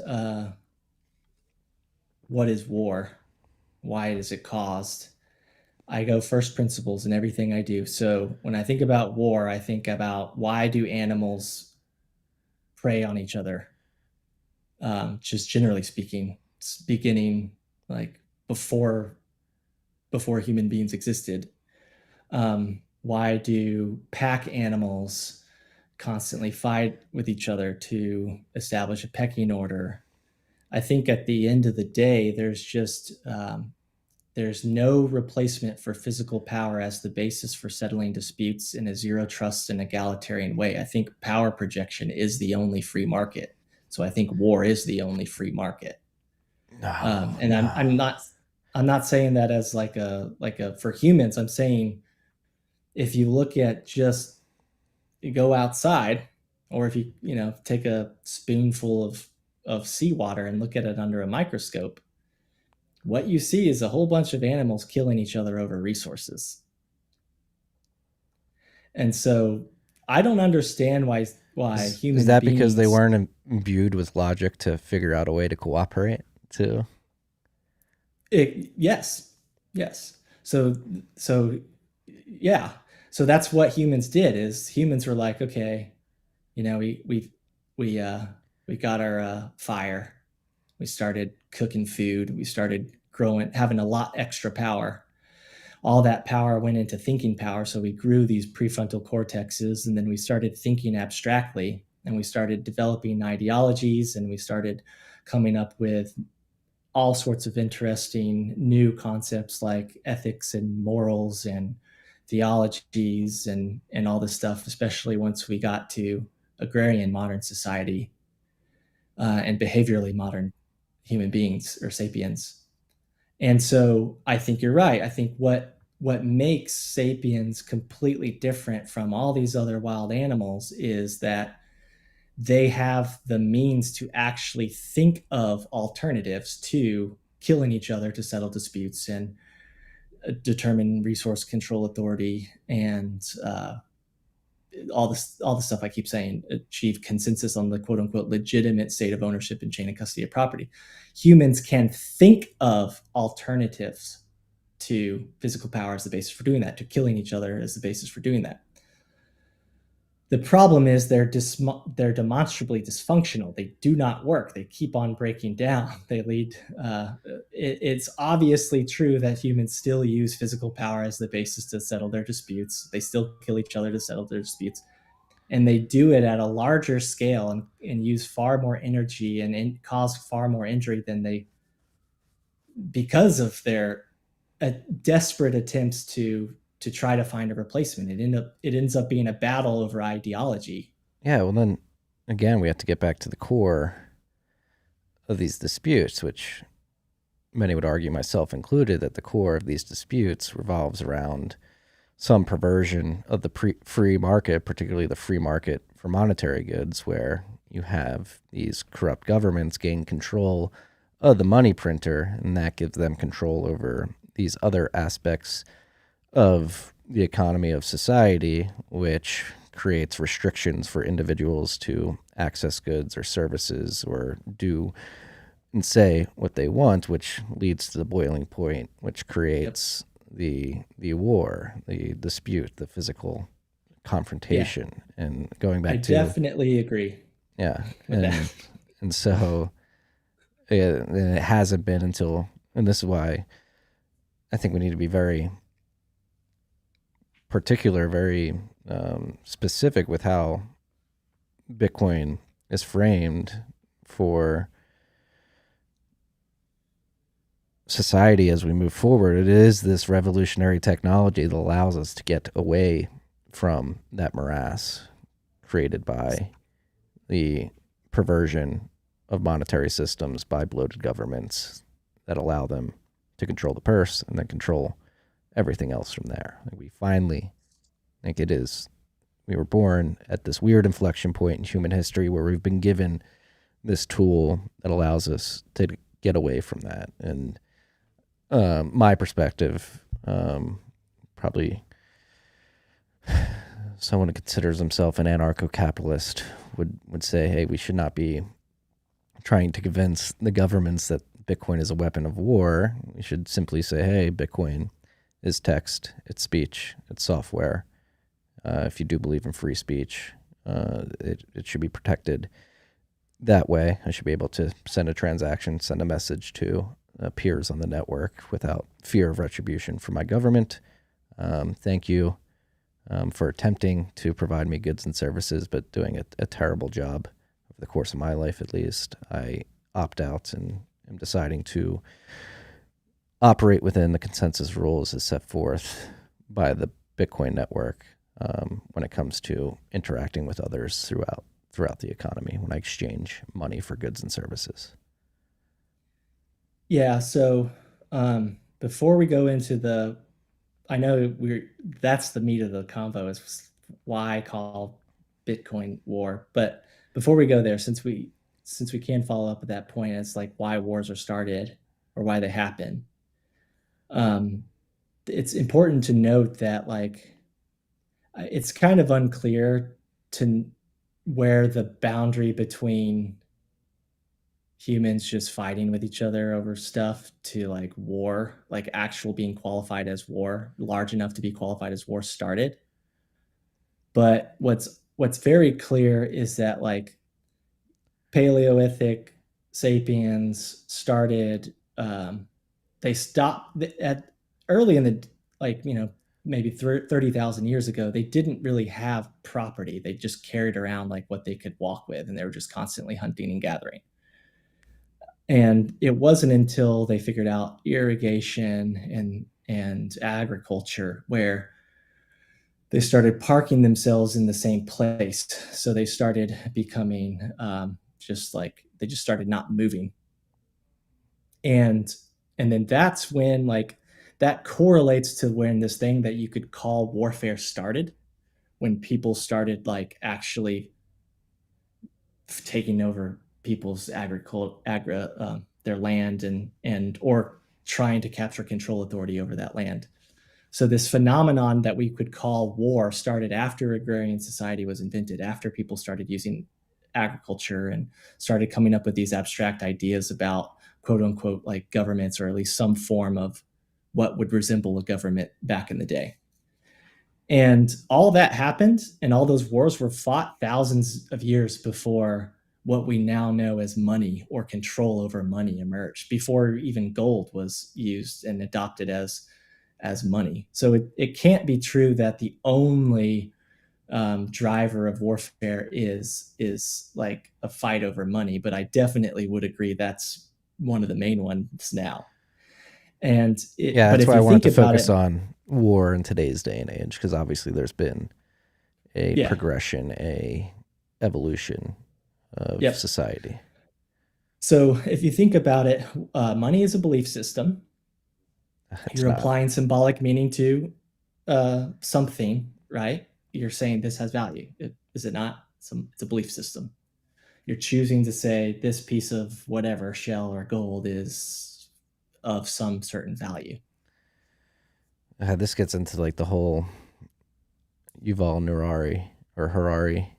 Money Yeah, is a shared illusion, which I don't think it is. Money, the market has shown slowly but surely over time, and arguably will happen more quickly as we move forward into the digital age, that yes, at the end of the day, you have to agree with somebody. I believe that's money, and you should give it to me. yeah, But and I will give you these goods. But um, money does have certain properties. Monies do have certain properties that make some better than others: portability, yeah, for saleability, sure. scarcity, divisibility, Yep. verifiability, all that stuff. Yeah, interesting thought experiment going back to the Yuval thing is do do you think that animals that aren't capable of abstract thinking, that don't have the prefrontal cortexes or whatever, do you think that they can conceive of money?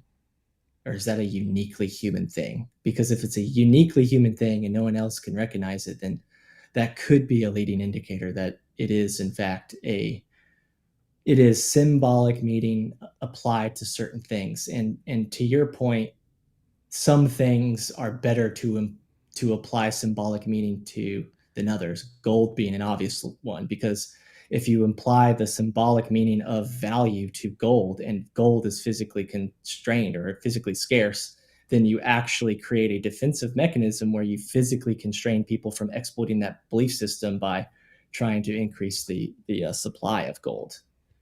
Yeah, yeah. I mean, there's plenty of examples out there of scarecrows and monkeys. Scarecrows putting twigs into a vending machine to get goods, and Yeah, monkeys exchanging something for grapes in return. So that I think they have the ability to recognize a value exchange at least. Hey, I put the stick in this vending machine, yeah, or a nut will come out. cause and effect. Yeah. Yeah. But okay, let's fast forward a bit. 1971, gold's no longer the basis of the monetary system.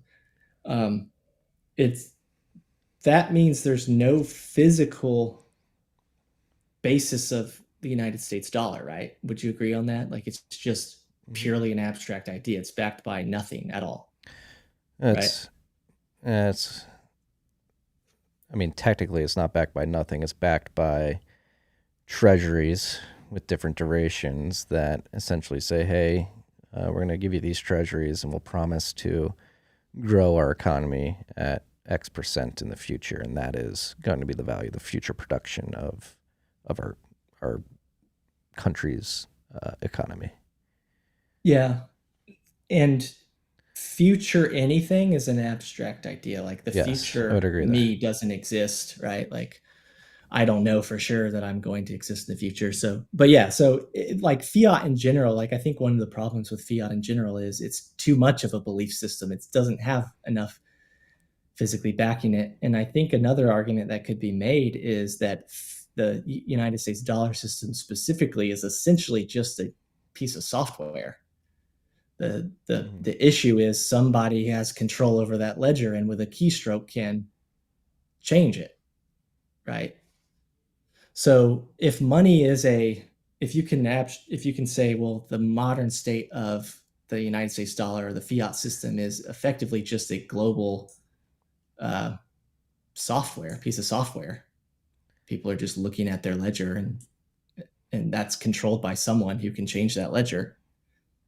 Then that would mean that what Bitcoin represents is a way to physically constrain that system, like is a piece of software that cannot be controlled in that way. It's a physically decentralized, physically constrained piece of software that no one person can achieve full-scale control authority, which is precisely the problem of the USD fiat system. Does that make sense? Yep. Yeah. And so that gets back to the war thing. Okay, so war thing. Why it starts. I think a lot of it has to do with belief systems. I think people have ideologies. I think they want to believe in some greater good or some right way of settling disputes and some right way of managing resources and establishing a pecking order intraspecially between sapiens. I think we all want that, and we want a way to do it without having to cause injury. But the problem is when you use abstractions, when you use abstract beliefs or ideologies to do that, you implicitly give someone control. So like if you use a judge to adjudicate disputes, that judge has abstract power. That judge has imaginary power.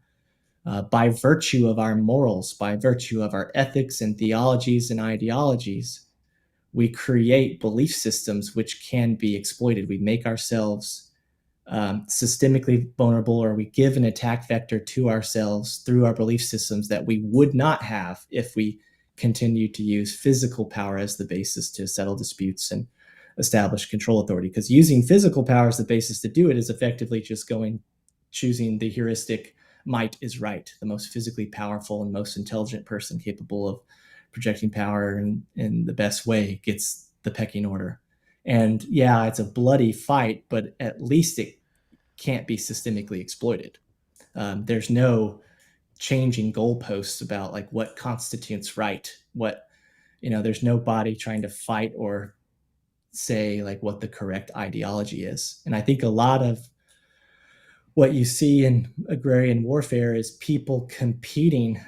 They're essentially fighting for the right to define right. They're like fighting for the right to define what the morally or ethically or theologically or ideologically correct way of settling disputes without physical power is. And if that's true, then the problem of war is just that it's kinetic, that it causes injury, and that you can solve all this by just converting it into an electric form. And then everyone just they pick the might is right heuristic again, and they just let your belief system be founded on something that's zero trust and egalitarian and permissionless. And I think these are all these dynamics are all happening in play right now. I think that people can believe in Bitcoin and use that as their foundational thing to believe in. Like we can stop believing in USD because we finally have an alternative things to believe in, and it's secured, and it uses the exact same global scale power dynamics as warfare, but it just does it in a non-lethal way. And that's not just disruptive to money, that's disruptive to all belief systems, to include government. So it's like, if we can use a zero trust, egalitarian, permissionless system to settle our disputes, what is the point of government? Why do we have why do we need somebody with imaginary power to determine what the legitimate state of ownership and chain of custody of property is, when I can do that in a zero trust and egalitarian way that can't be systemically exploited by my government, that doesn't have that security vulnerability? And so again, it gets to this like thing where it's like, I think this is more important than just money. I think this is such a big deal that it is disruptive to the entire concept of agrarian society in the first place. It's not just disruptive to money, it's disruptive to the idea of government itself, and the idea that we even need an alternative to physical power to settle our disputes anymore. Because if it's not causing or hurting anyone, then why is it bad? It can't be bad. Like, how can you morally justify that's bad, unless you try to use the attack vector of ESG and try to quantify its power usage as quote unquote unethically bad. Mm-hmm. That's why we have Fix the Money, Fix the World and neon lights right over here. I do believe, that's why it's Fix the Money, Fix the World. I think it's much bigger The money, yes, because the sound distributed peer-to-peer cash system will allow us to coordinate in a free market fashion to fix the world that these governments have fucked up pretty massively as it stands in 2022. And I guess I think this gets back to the whole what I again I'll just talk from my perspective is like what I worry about by like lobbying the government and trying to convince them that this is a weapon of war, particularly in the U.S.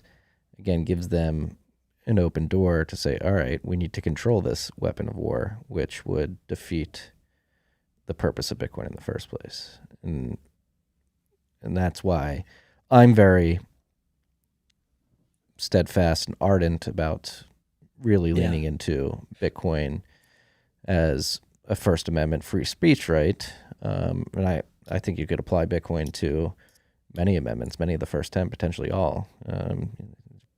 Third Amendment prevents the IRS from quartering your bank account or quartering in your bank account. I think Michael Goldstein has said that before. Fourth Amendment, unreasonable search and seizure. They cannot seize your private keys if you had them protected in the right way. They would have to go prove that in a court of law and have you hand them over. Again, yeah, I think that's the big issue I have with the framing of Bitcoin is first and foremost the Second Amendment issue. When I think it's a free speech issue, and it could potentially, I will concede, it could certainly apply to or fall under the Second Amendment in some context, but I think the First Amendment's strongest. And then at the end of the day, it is money as well. Money is speech in a certain way. You're basically articulating that you're willing to exchange a defined unit of value for a good and service. Yeah, not to sound too nerdy, but speech itself represents syntactic and symbolic meaning that you apply to state changes in audible wave patterns, right? Like it is a belief system. Speech itself, this manner through which we communicate with each other, is semantically and syntactically complex meaning. And that's precisely what we're also doing while we establish symbolic meaning to things that we choose to call us our, like, money. So yeah, I think they're literally the same, like from the foundational level. Okay, real quick. You said Bitcoin is money, or like that's what its purpose is. I want to make the point that when I don't remember how many years ago, like 900 years ago or something, when the Chinese folks were, when a bunch of doctors were trying to develop new concoctions for medicinal purposes, they came up with black powder. And to them, black powder was a form of medicine because they were doctors intending to build medicine. And they thought it could have medicinal purposes like cauterizing wounds or other stuff like that, because they did notice that it was quick to hold a flame. And for hundreds of years, the doctors perceived black powder as a medicine. It was, to them, the purpose of this thing was medicine. And it had monetary value. They traded this thing. It wasn't used, I don't think, explicitly as money, but it had monetary value. But the point is, people created a new type of power projection technology, and they thought it was medicine. And then in the future, it ended up using as something more than medicine. It changed, the perception of it changed to gunpowder once guns were invented, or once the mechanisms through which people can project this power at each other to impose physical costs at each other changed. And so now we look at gunpowder today and we think, you just take it for granted. Like, of course, this is a weapon.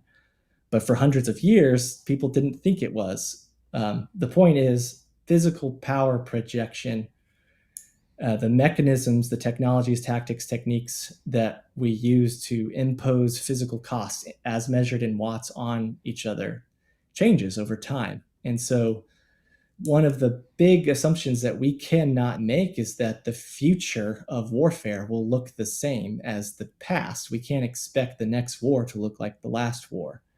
Anytime that's ever happened, it's not turned out well. For example, when Orban the engineer showed Constantinople that you can use gunpowder to build a cannon, and Constantinople turned him down, and a year later, the walls of Constantinople are being shot down. Like there's a lot of lessons and precedents in history where it's really important to keep an eye out on the basics, which is people are going to come up with different technologies to impose physical costs on each other to lower the benefit to cost ratio of attacking. And it's not necessarily kinetic, and it's not smart to assume that the future of warfare will look anything like the past.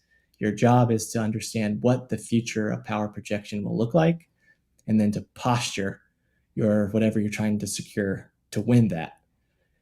I say all this because one of the main reasons why I keep like saying that Bitcoin could represent not just a monetary system, but also could be used as like some type of soft or non-kinetic form of warfighting is because it could be accurate. That could very well, like, I know that it's like it sucks to admit it, and I know that could be an attack vector, but it also could be true. Like it just could be right.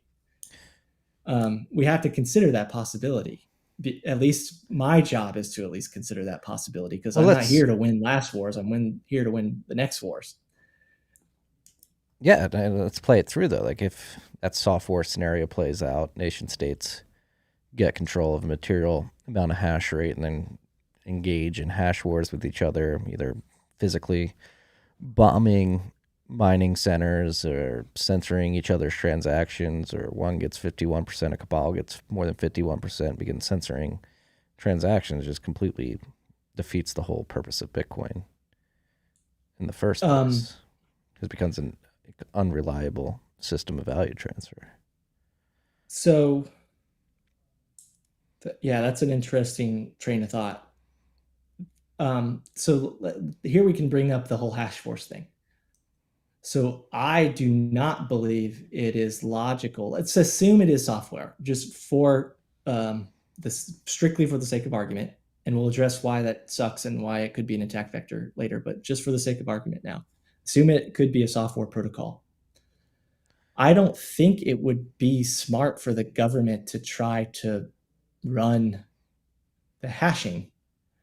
I don't see, like, why do something that you can get for free is effectively like my point of view on that. It's like if the commercial industry is willing to run it, just, to have a commercially decentralized hash force without us having to pay for it, then why the hell would the government want to pay for that, or try to, if it's like, it seems like better to just buy Bitcoin, unless there was a threat of like a nation state level 51% attack. So to your point, in these hash wars, like if Russia and China had like these hash pools and they started to attack the United States, maybe it might be necessary for the United States to cede the OPEX or the CAPEX of a commercially decentralized hash force. But like, it's already true today with the military industrial complex that we don't,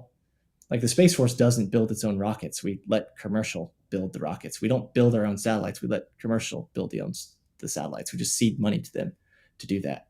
And yeah, it's not a very good free market.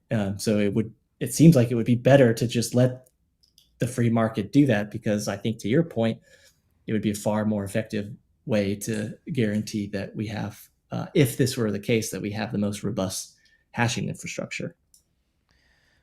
Yeah, but again, like, I definitely think war will change, and I'm not naive to think that war won't exist in the future. But going back to the point you just made, war in the future becomes significantly more expensive because, like you said, the government doesn't build its own rockets, it doesn't build its own weapons, it prints money and pays Raytheon to do it, or SpaceX. And this is inherent in the problem that Bitcoin is trying to solve. that ability to print money ex nihilo and then allocate it towards these warmongering endeavors, number one, isn't fair. Number two, isn't good for human progress or overall quality of life on this planet. And so, Yeah, I agree that the printing of money to fund the war machine as it had started 100 years ago seems to have backfired significantly on the public because of that exact reason. I think that a large part of why the world wars were such a big deal is because we effectively set that precedent, and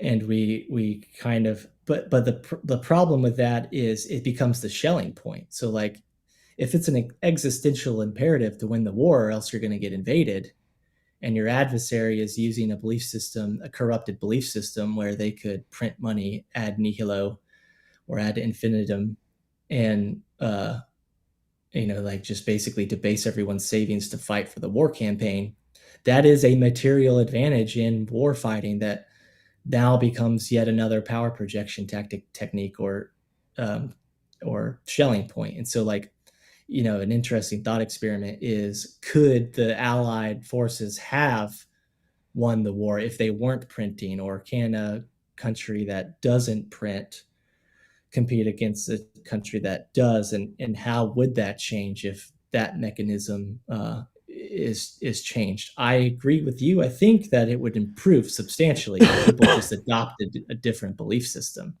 and a different type of money. I think that could substantially improve. And I think that if warfare is indeed a measure through which we essentially compete over belief systems, to include like the United States dollar, like what value that is, then yeah, if you simply just choose to assign value to something different, then you could totally end the military industrial complex if you can get enough people to believe in it.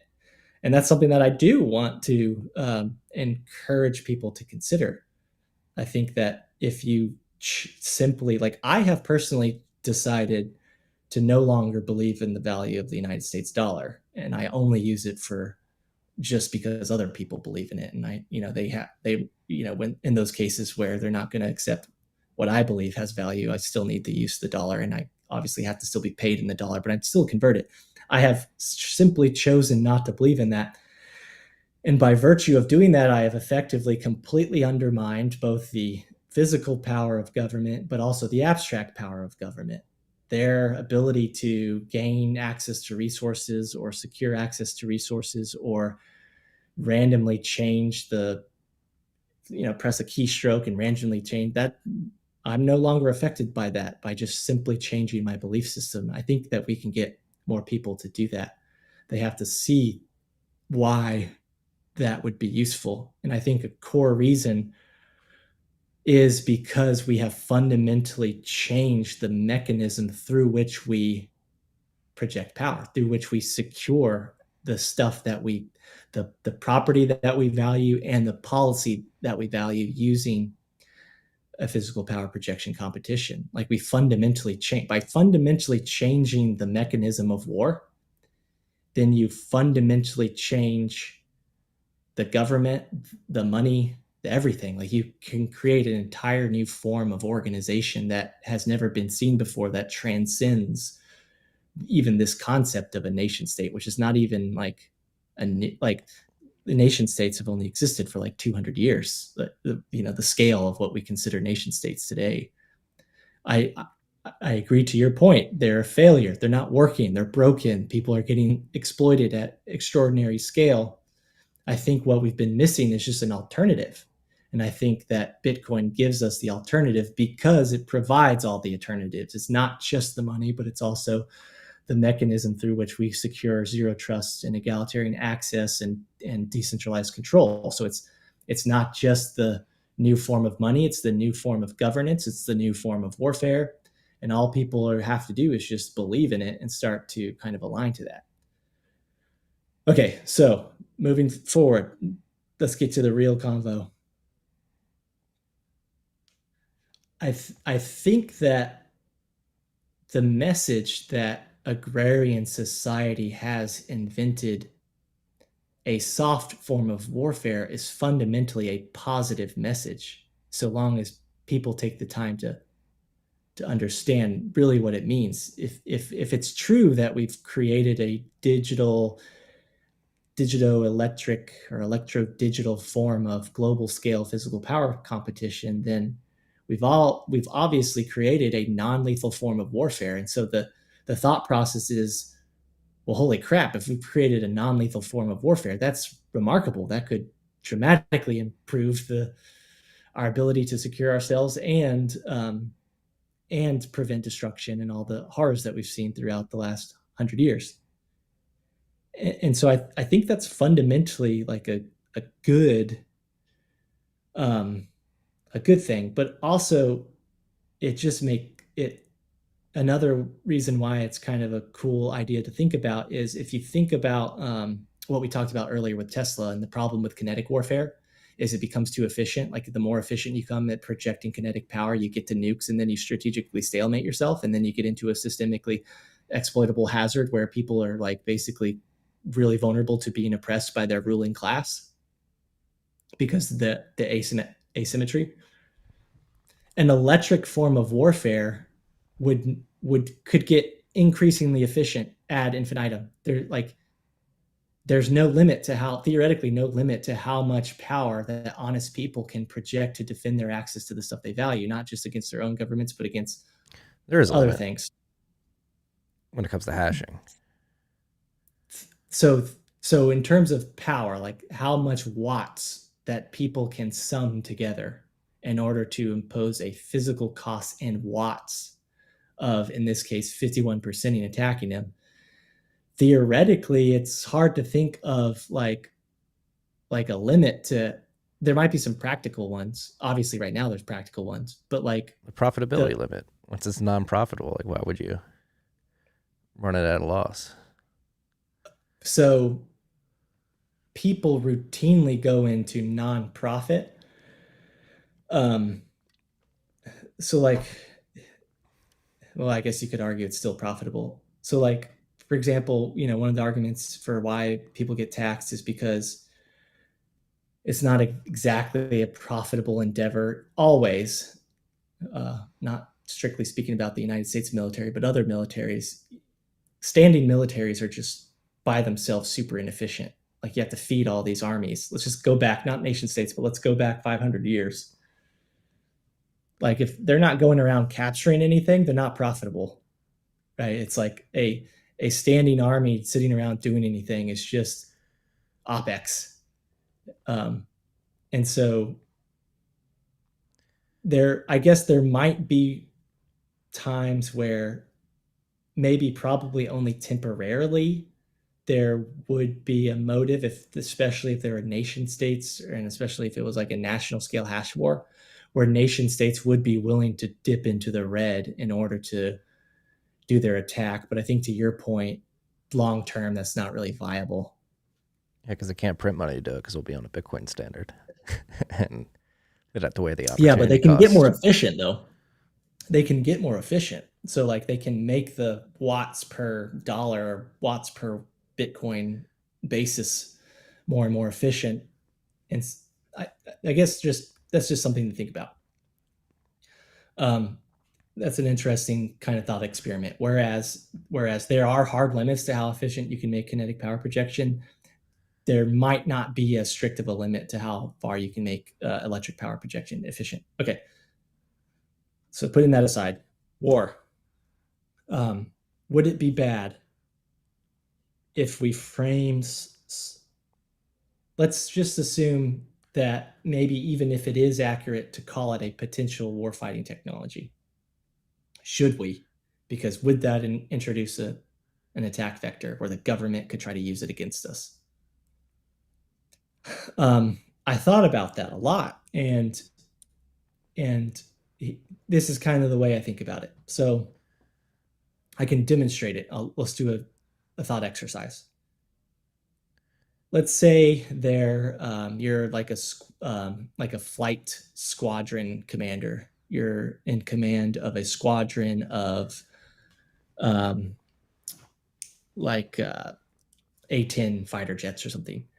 The A-10 fighter jets take off. They're going to do some campaign, some power projection campaign, and they get pretty wrecked. Like 5 of them get shot down. Only 5 make it back out of the 10. And you notice a pattern for every single one of these A-10s that are landing. They barely make it home because their wingtips have been shredded off, and like their tail fins have been shredded off, and they just like finally make it home and land. So you're a squadron commander, you've got some engineers. It's like, okay, well, you need to do a new sortie, and you need these like fighter jets to, like be a little bit more resilient. Like they need to be able to survive the fights that they're taking. And you have the opportunity to like add some reinforcements to these jets. Where would you choose to place the reinforcements on these jets that are coming back crippled with their wingtips blown off and their like tail fins blown off? If you had to make that call. If you had to replace parts of the plane, or Like if, let's say, you fix the plane up, but you keep on, you notice this pattern where their wingtips are being blown off and their tail fins are blowing off, and it's like barely giving them the opportunity to like land, and half of the other ones are never making it home. If you have the opportunity to like add reinforcements or like add like lightweight armor to make them like more able to like withstand blows, where would you put it if their wingtips and their tails are being blown off? I'm not well versed on the physics of airplanes, so I'm trying to decide what's more important for the functioning of an airplane, the tail or the wings. I would assume the wings, but This was actually a problem I worked on as a blast and ballistics engineer. It wasn't specifically this. We had lightweight armor, and we had to figure out where to put it. Okay, so yeah, it's totally rational to think, all right, you should reinforce the wingtips or the tail, whatever one's more important to flight and like controls, right? It makes sense. That's what your gut tells you. The problem with that is it's technically totally irrational. And there's a logical flaw that's happening. It's called the survivorship bias. This is a problem anytime anything has to survive some type of like natural selection process. Maybe not natural selection, but like a rigorous selection process. It's called survivorship bias. And the bias that happened is you're only paying attention to the planes that made it back. So you're ignoring the planes that never made it home, and you're only paying attention to the planes that made it home. And you're noticing the pattern in the planes that made it home is that their wingtips were blown off and that their tail fins are blown off. But you're ignoring the fact that what made it home went through a rigorous selection process. In other words, what you see is what survives. You are looking at where the plane can actually handle the hits, where it can actually take the hits. And if you need, in all the places that isn't being shot, that's where actually you should be starting to consider reinforcing or placing armor, because that's the places of the planes that didn't make it home. Like you're only looking at the thing that survived the natural selection. Okay. So that's a demonstration, an easy demonstration of survivorship bias. You can Wikipedia, and they use pretty much the same example. By the way we would do it is we would give the PJs these armor plates as seats. And so they would sit on the seats so they could take shots and it wouldn't like shoot them. The rest of the airplane could get shot, but the people inside the planes would wear the armor. Okay. I say all that because let's get back to the whole big shebang and this whole big argument about like, we don't want to give the government ammunition against us because they might try to repeat what they did where they call it ammunition and then try to prohibit the public from having access to it. In my opinion, the logical flaw there is the survivorship bias flaw. You are looking at the thing that actually survived. Like the last time the government actually tried that form of attack was a demonstrable failure. So you know, based off of the fact that it's already happened, that if the government tried to withhold munitions grade or military grade security technology from the public, that it would have a difficult time doing that because that's what already happened. You know exactly. That's like, there's this tendency for people on Twitter to be like, this is what the government tried to do.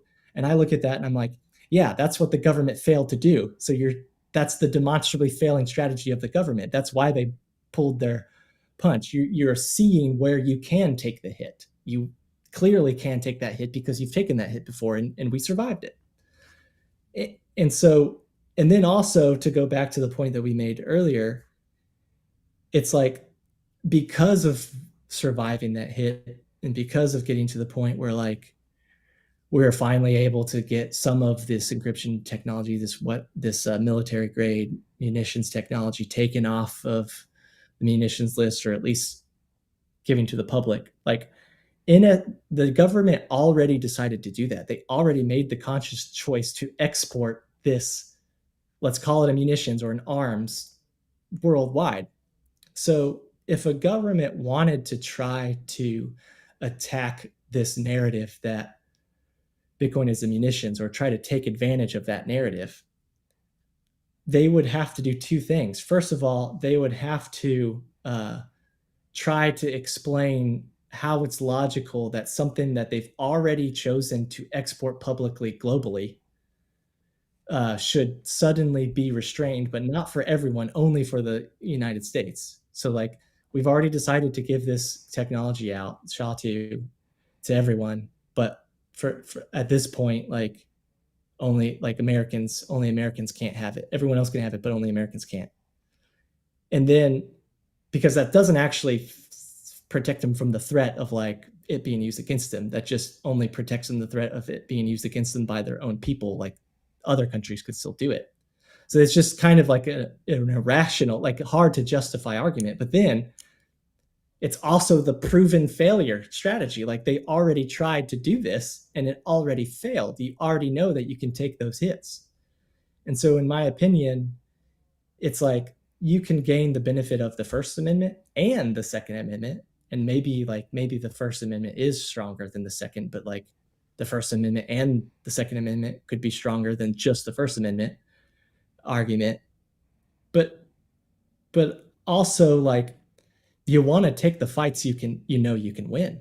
And I think this is a fight that we know we can win because we already won it. It would just be round two. And then I think it would be highly politically unfeasible, or at least less feasible than strictly only attacking the First Amendment way. I don't know about that though, because like especially when you're posturing this argument in the eyes of the public that still is a bit ignorant to Bitcoin, what it is, and is a bit fearful and sees what's going on in FTX and Mt. Gox and all this stuff, and has a natural aversion reaction to Bitcoin that, for I think we could probably say most people, is somewhat negative. Again, thrusting we need to protect this as a weapon narrative could have them double down on that negative connotation. Like, wait a second, the Bitcoiners are holding weapons with their private keys. That's one. Yeah. It's one rebut I would have to that line of thinking. And then two, survivorship bias. Yeah, I mean, I think Bitcoiners specifically have proven to have extremely adversarial mindsets where, again, like I think that's where I come from, is like, why even give this narrative legs to run on when we have bigger things to worry about, like social attacks, FTX, potential social attack. We don't know what's going on there. Like, because that could be the attack vector. The attack vector could be to not let the public, to essentially take advantage of the public's misperception as Bitcoin being strictly money and not a military grade security system for themselves that they could use to defend themselves against their own government. Like, it could be the case that the government is deliberately trying to not bring that up because they don't want to take that fight because they know they couldn't win it last time. Yeah, but then you have to get back to why Bitcoin is a good money in the first place and why people can have confidence that it's a good money, because it is distributed. It is verifiable, it is scarce. Like it is a good money because it has value. It has value because it provides fundamental utility that does not exist elsewhere. Yeah. But one of those major utilities of Bitcoin is weapons grade security or military grade security. Like the narrative that Bitcoin is money, but also the most secure money, so secure that not even the United States can exploit it. In my experience explaining this to people, that resonates with people. Mm-hmm. People just understand the value of security, and more so than like money. It's like harder to explain money, I've found, but that's might just be because I hang out with military dudes. But like for whatever reason, the idea, in my experience, and I've just been testing this publicly, is that for whatever reason it's resonating. Like I can cut through so much BS by just cutting straight to, we've created a new form for people to secure themselves by projecting power in from through cyberspace. This is a revolution, not just in money, but in computer science and cybersecurity. And that's just like, for whatever reason, that connects, I've seen. And I think that there is something to gain by combining all these narratives together. Mm-hmm. And I think that the fear that the government would use it against you is ignoring that the government could just as equally use the fact that you're not thinking this way against you. Like they could be benefiting from the fact that you are not considering it from a security perspective, that you're only considering it from a monetary perspective, and the fact that people just don't understand money. And I think that's why you see like the government arbitrarily deciding to bin and categorize Bitcoin as just a crypto. I think they're deliberately trying to confuse people and then steer them off the path, right? And I think this like last cycle is proven how effective that strategy is to get people into the shitcoin path instead of the path that they ought to be on. Yeah, shitcoins are I know it's incredible attack vector. I just like, for the sake of adversarial thinking, we just can't rule out the fact that, like for me, when I'm talking to people, especially at the OPOTUS or OSECDEF level, it is, I feel like I'm taking crazy pills, that no one is recognizing the elephant in the room, that this is NSA technology that they made publicly available to everyone. No one's recognizing the use cases of this as anything but a monetary system. And so in my military trained brain, I've been trained to believe, to know or recognize that if you want to understand the strategy of your adversary, look at the thing they're not doing. And to me, it's a red flag that no one is willing to acknowledge Bitcoin as anything except a monetary system, or that they're only acknowledging that as its only use case. It's like, why aren't they? What are they? Like that to me is an attack vector. And we could be complicit into that form of attack by refusing to acknowledge it as anything but just a monetary system. That's just something we had to consider. And I don't think I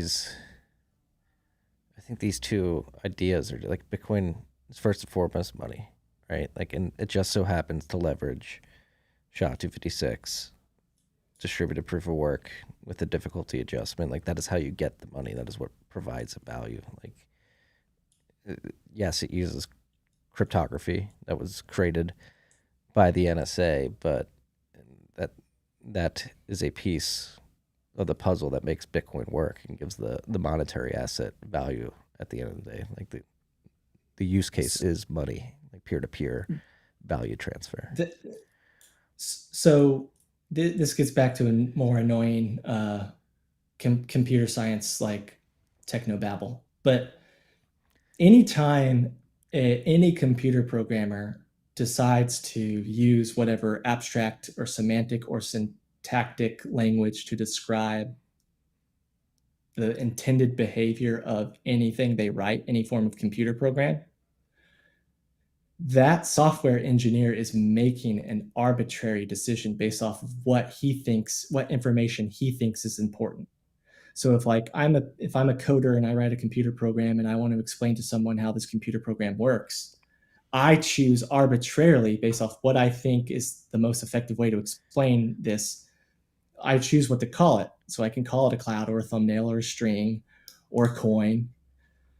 that is technically an arbitrary decision, and it's guided, of course, by the intent of the program. But just because I intend for this program to work this way doesn't mean that's the only way that program, or that's the only use case that program can be used for. And I demonstrated this in the Space Force, because when I was a director of operations for the second Space Launch Squadron, we would use a special piece of software to monitor all the alarms that are going off on the rockets before they launch. And so we would just keep track of the alarms, and it just made it easier to like bin them and close them out. When COVID hit, we took that at literally the exact same program, that's exact same software, no changes in its source code at all. And instead of using it to monitor alarms in a rocket, we just changed the name and we just changed some of the words in it. And we used it to do contact tracing for closely tight-knit combat crews that we needed for like our satellite operations. So just to make sure that we're keeping track of, it's just an easier way to make sure of keeping track of who's got COVID and how to structure our staffing, because we have like really tight-knit operations groups. The point is, I took the same software with the exact same source code that was in one room, a launch monitoring software, and I used it as a contact tracing software, and that became more of a big deal as the contact tracing software than it did as launcher. So like the same source code can be used for multiple different use cases. It doesn't matter what who wrote it and what they think. But doesn't change. Applied to Bitcoin, you just forked the code and created a whole new consensus network that would not have in the distributed system example would not have the network effect and value of Bitcoin. Yes, I mean, many people have forked Bitcoin and created other cryptocurrency systems that do different things, like Coin 4x the supply, a quarter of the block speed, different hashing algorithm. Yes, you can do that, and that's the beauty of Bitcoin and why it is purpose fit for money, is because even if you do fork off and do that stuff, it has the best network effect, has the best properties, has the best distribution, and therefore it's the best money. And that's why. Let's consider this.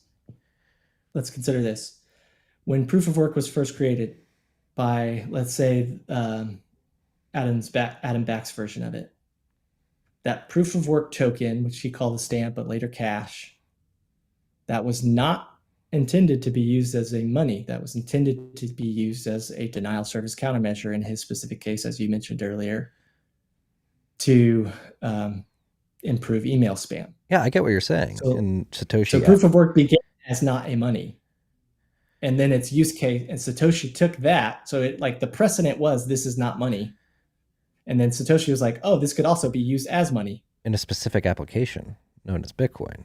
So like that specific application, the Bitcoin network has siloed value, purpose, utility, and network effects.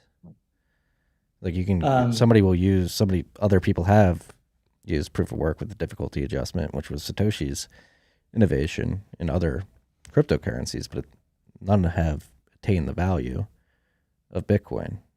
And so like thinking like Bitcoin will be something different in the future. Yes, maybe the source code will be forked and somebody will create something else, but that won't like give actual Bitcoin UTXs different use cases that will exist on that other chain, that other code base. So I tried to demonstrate with my mass blocking campaign a potential use case of Bitcoin as something else beyond money. And so I know, like, we've had, you've got the Michael Saylors out there that imply stuff like that have like bounced around ideas like orange check, right? Isn't that what he called it? The orange check idea. Mm-hmm. Okay, so if we just consider that for a second, if you have to like post Bitcoin as collateral or something in order to have the ability to tweet or something. I think that was kind of like the idea behind the orange check. Yeah, this is Sphinx Chat has done this. There's some Lightning Network enabled apps. Yep. Yeah, so you've seen a couple like that. Yeah, you can't send me an email, you can't send me a message unless you collateralize it with Bitcoin. So you're choosing to see that as a paywall, or you're choosing to see that protocol as a payment system because Satoshi Nakamoto described this protocol as a coin or a peer-to-peer payment system. But if it's also true that from a fundamental computer science perspective, that Bitcoin represents bit power or digitized power, symbolic meaning Boolean logic applied to quantities of physical power from the globally decentralized electric power grid, then what you're doing when you say you can't send me a message unless you collateralize it with Bitcoin, what you perceive as a paywall could equally be perceived as an energy wall. I am creating a power wall. Like, you can't send me a message unless you have the power to execute that transaction, or at least hold that bit, quote unquote, coin. So Yeah, so you can't access this unless you send me value as denominated in satoshis. yeah, okay. So that is a security protocol. Like, I'm degrading. That is a denial of service countermeasure. Like, you can't send me and spam me with a bunch of emails unless you collateralize it. You're choosing to call that a paywall or a payment transaction based off of nothing other than the fact that some anonymous guy arbitrarily decided to call this thing a coin. If that makes sense. It's like It's a value transfer though. Like if they view the content or the message behind the paywall or the energy wall, whatever you want to call it, like you give up some satoshis for what you perceive to be valuable on the other side. yeah, So you can use semantics of because like energy wall, whatever, but at the end of the day, it is a transfer of money for a good, the content. so you're applying value to power. So you're effectively choosing to monetize power, No, right? no, this goes back, especially if it's over the Lightning Network. This goes back to what I said earlier, like me sending a Lightning transaction over my phone to unlock one of the newsletters I've Yeah. written doesn't take a lot of energy. I'm I giving try it, to think only on base layer. So yeah, totally agree on lightning layer. That's true. but then But me, just thinking strictly even on on the base layer. base layer, like I'm not expending energy. I'm just sending Bitcoin. The miners are expending the energy. Yeah, you've deferred that energy expenditure to. Okay, so I think another way to think about it is this. I think this is where we're getting confused, because I think this is another computer science thing, and like people, this might be explainable by virtue of like understanding how literally at like the base layer state mechanism layer, like level at the bottom of the tech stack, it's a physically different phenomenon that's happening. When I choose to call a piece of software, like a normal piece of software operating on a normal computer, a coin, that is semantic.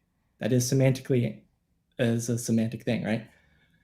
I am abstracting the complex emergent behavior of this computer as a what I will arbitrarily choose to call a coin or a cloud or a thumbnail or whatever.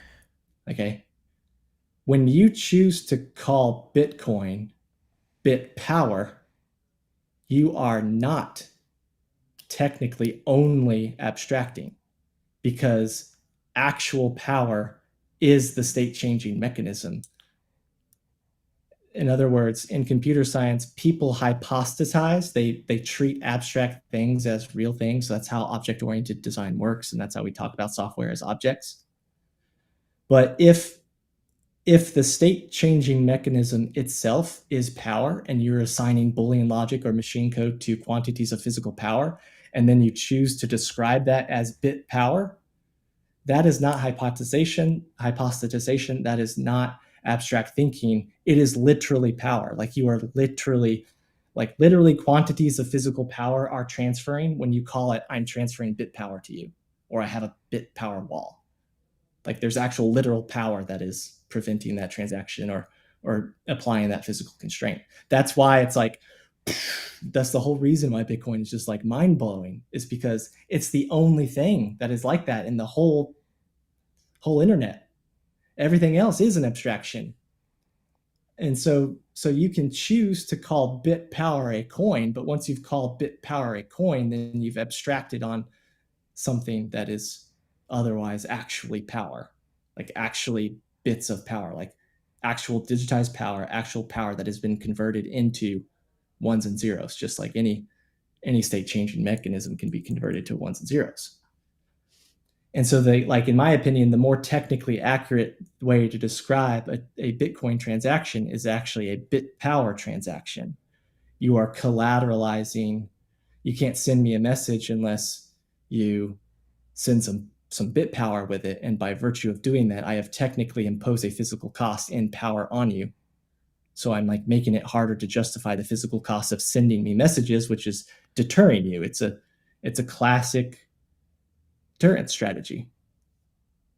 And that has a lot of applications. And we can still choose money. to call it a paywall. It's still money. You're just changing the name to BitPower instead of Bitcoin. It's but you could also equally argue that it's bit power that you're choosing to call Bitcoin because you're choosing that this stuff has monetary value. Like gold is gold by itself. It was launched with the express intent of having monetary value as a peer-to-peer digital cash system. I mean, if you want to get really technical, what you're actually transferring is not Bitcoin. You're transferring unspent transaction outputs and as denominated in Satoshis.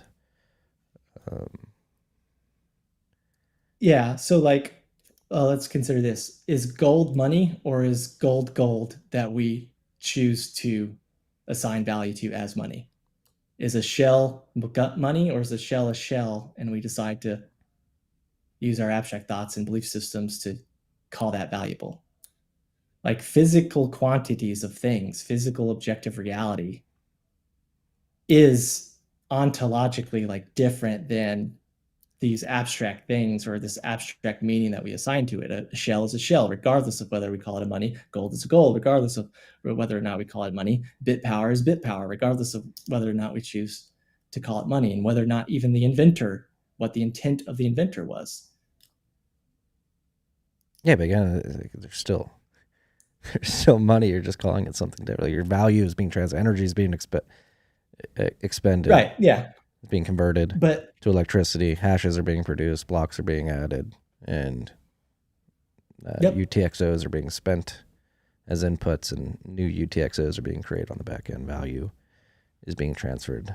Like now we're just getting to like a very deep semantics argument, which I mean, it's I love getting metaphysical, but like, it's how productive is it at the end of the day? Well, it's important because if you're trying to pigeonhole this thing into money, then we could be missing very different use cases for it. And you just have this huge blind spot. It's just value transfer at the end. I'm trying to think of like different, like you can send messages. Bitcoin is a message. You can send an op return with a message attached to your transaction. Maybe that's another use case of like actual graffiti wall where you can put your messages. You can do things with UTXOs, lock them up in multisigs that have conditional spends. But again, at the end of the day, it's all value transfer as denominated in Satoshis, which is a form of money. So thinking about how software works, how software gets hacked. Anytime software gets hacked, it's not breaking, it's just a systemic exploitation. Somebody figured out how to exploit the logic of that software. So the way that you can secure software pre-Bitcoin is you can only try to find a way to make enough complicated logic so that people can't figure out how to exploit that logic. But the problem is, no matter what type of logic you use, you can't actually stop someone from exploiting that logic. Like logic doesn't stop the exploitation of logic. And that's why cybersecurity is so difficult, is because there isn't a way to physically constrain the execution of certain control actions or control signals, except there is now. And so in terms of like, well, what other purpose could this have besides just money? The purpose is we've created a way to impose physical costs on each other in from through cyberspace. People can impose real costs in physical objective reality as measured in watts on other people in from through in cyberspace, and so can programs too. Why do they do it? Because doing so facilitates the movement of this money. This money has value. All of this cost that is being expended at the end of the day is because the UTXOs, the tokens, have value as monetary goods. It doesn't make They sense if have it's not money, because there's no reason to buy the ASICs, to line up the energy contracts, to buy the transformers, to plug that in. It's done because people want to produce a yeah. profit for facilitating the transfer of this monetary good. Yeah, I do agree that this system wouldn't work if people didn't monetize it.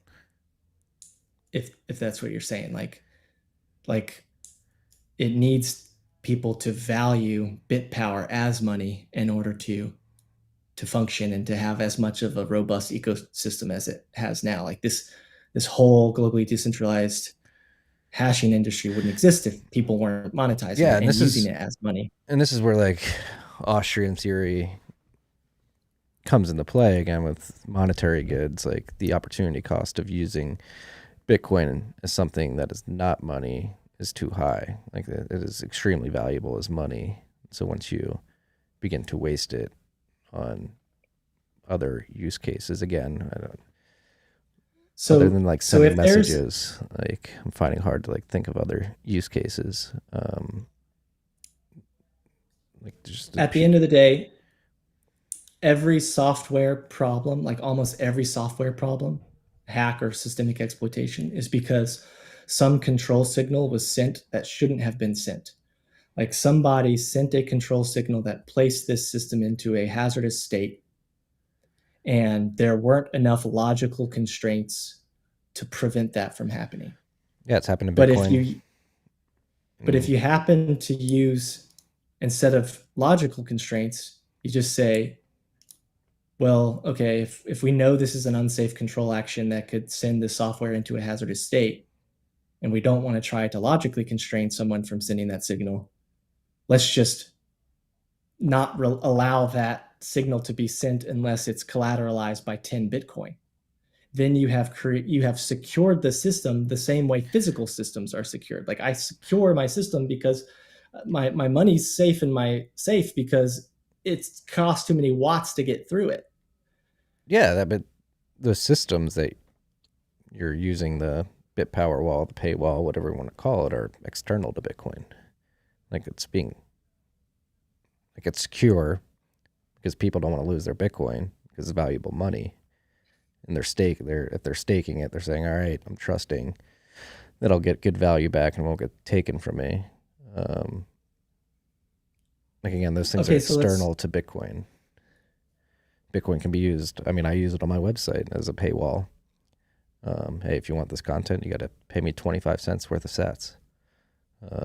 But yeah, everything behind to that access paywall is completely external to Bitcoin.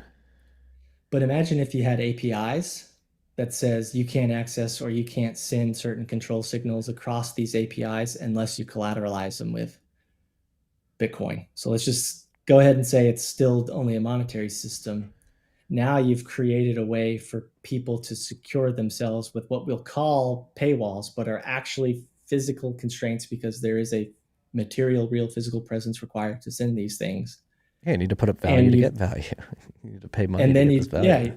And then you do it in a zero trust and egalitarian way that no country or any group of people has ever been able to can have control authority over. So you have a zero trust and egalitarian system through which now you can secure software, not to access content, but to prevent unsafe control actions, to physically to constrain, to basically make your software more secure. We know this works because, like I keep saying, proof of Bitcoin is proof of work working. So you can use this exact same protocol, and you can now use it to secure all kinds of things through all kinds of APIs that use Bitcoin, just collateralized control actions, just like a firewall, but with Bitcoin.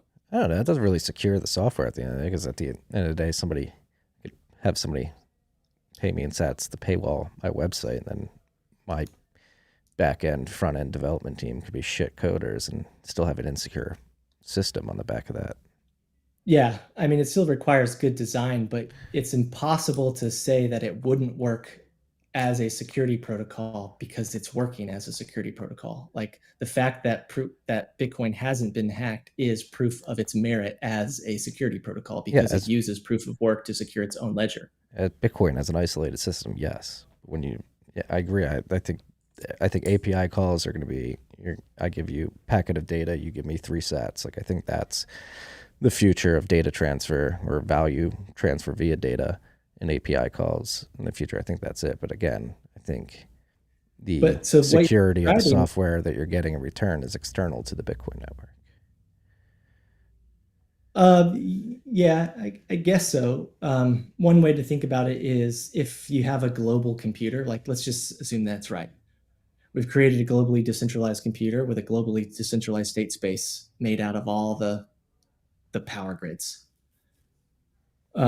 If you are not allowing software or information in software or state changes in your software to change unless it's collateralized by Bitcoin, then what you're doing is you're constraining the execution of your software to the base layer state mechanism that is the global computer. So like your software cannot move or change states or send new control signals unless it's collateralized by Bitcoin. And so what you've done is you've made your software slave to Bitcoin, to the transfer of information off the ledger. And so you can actually use like single sats as not just money, but as physically constrained pieces of bits of data.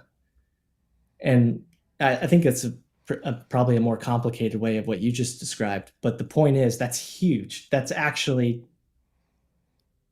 is totally game changing in the entire like 80 years of computer science. And because we're already in a situation where we're already fighting. There's like already cybercom. There's already a U.S. cyber command. There's already cyber warfare is already thing. Electronic warfare is already thing. And now if you've created this new way to physically constrain or secure things through Bitcoin, then it's not a big leap to think, okay, well, crap, this could become game changing for the entire industrialized mechanism of cyber warfighting that we've already created. Yeah. I mean, it's happening. People are going to listen to this podcast. They're going to be streaming sats to my Lightning node. That's awesome. Not on chain, but yeah, I do want to think and I think I agree. I do think it will increase the security of software and the integrity of services and the quality of services, but it's not. It is because if people are going to give up their sats, they want something of extreme value in return. So that will just make it so the people developing these software projects and these services will ensure that they are providing the best code that the market has to offer. But again, like the paywall, it's like Bitcoin's not inherently securing that software. It is creating the incentive to provide extremely secure software because people are only going to part with their sats if they're receiving what they believe to be a commensurate amount of value in return. Yeah, I mean, it's so this is like the social incentive of it, the pure free market economic incentive. Like, hey, if I'm giving you Bitcoin, I get back to like human action, Austrian theory, like fix the money, fix the world. The world gets fixed because we fix the money, and the money, because it's such a good money, increases the opportunity cost of providing a shitty service because your recurring revenue will dwindle pretty quickly once you swindle somebody out of their sats and provide them a shit service. We're good. Yeah, I mean, I guess it's just two ways of looking at the same thing. And if you want to choose to look at it strictly as a monetary thing, and it only is working because of its value as a monetary system, that's fair. But I think it's underselling it. I think if you look at what's physically happening in shared objective reality, where bits aren't moving, or at least not having consensus of having moved until large quantities of physical power have transferred, then what you are doing by restricting a piece of software from sending a control across an API or changing its state is actually applying a physical cost in watts to doing that. And so in that sense, you are physically constraining the execution of an unsafe control action, just like a safety switch physically constrains the pulling of a trigger. So again, yeah, I think we disagree here where all of that is external to the Bitcoin network. Yes, a lot of energy is expended. But again, it's internal to the Bitcoin. Like UTXOs are produced, Coinbase transactions are released to miners. It's all external to the system. And then that closed loop network of Bitcoin allows you to go create these efficiencies and quality improvements in everything Bitcoin touches. I think Bitcoin will touch everything. I mean, we have a company in Ohio, Sonodo. I believe that's how you pronounce it, but they're doing immediate value transfer. You send me a watt of energy, I'll send you sats back. You're going to price your watts and sats. As soon as you send it to me, I'll send you sats over the Lightning Network. Like, I think, yeah, that's certainly how the economy is going to work in the future. It already is working that way. Podcasting 2.0. It's just at what point the tentacles of Bitcoin extend throughout the whole economy. It's going to take time. Yeah. And so, yeah, definitely agree that on its own, it's its own independent system, and that other people who use Bitcoin for other different reasons are its other systems, right? They're their own independent systems, and there's some boundary where they're connected, but that doesn't mean that Bitcoin wouldn't necessarily be that they're the same. It's just, here's the core thing, and other people are using parts of it as its own independent system, and there's maybe like a boundary, or you could, when it comes to systems, you can put the context or the boundary anywhere you want it. But yeah, by itself, Bitcoin is its own entity as this thing that transfers bits of, we can call them coins. UTXs. And let's just use UTXs. Yeah. Okay, so but we have established that there are ways to use that for security purposes. Like, it's undeniable that this could change how people choose to secure their software. It might not be inherent exclusively to the Bitcoin network itself. It might be as like an independent thing, but it would still be attached because it's still requiring the Again, transfer. I don't see where the security comes in. Like the paywall. Pay, get something in return. Yep. It could be shit. It could have bad, like your website could have bad security. You could still have some shitty database code written that allows somebody to inspect element, or I don't know how it happens, but get access to user information, emails, whatever. Like, that's not, you can't just put a paywall and all that security magically manifest. Yeah. Like, we can get into software system security, but like kind of what I said already is software system security is fundamentally someone sent a control action which put the system in a hazardous state. So how do you prevent someone from executing an unsafe control action? Maybe they should have sent it, but they didn't, or they shouldn't have sent it, but they did, or they sent it for too long, or they sent that control action for too short.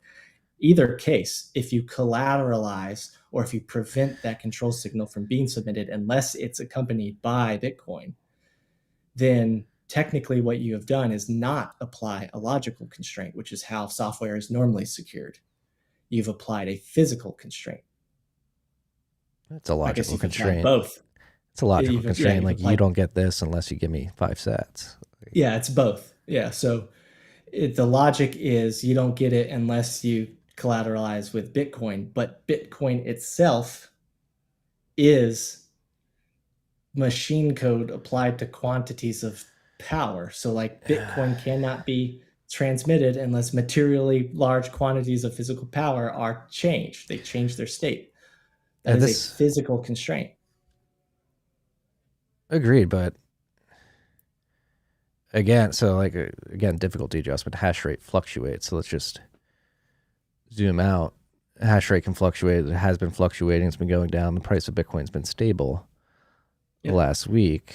So technically, if we're going off this example, like compared to last week, the price of Bitcoin's about the same, but you need, we had an upward difficulty adjustment last week. So you need a little bit more power to get this transaction confirmed. But the underlying monetary value of that transaction is the same. And so this reminds me a lot of the big meme that went around years ago, which is that Bitcoin mining is a battery, which is just not true. You expend the energy, create the hash, create trillions of hashes, one of which allows you to add a block of transactions to the ledger. But you're not like, again, when you're unlocking that paywall as a user, yes, the Bitcoin network is expending energy to order transactions and propagate blocks, but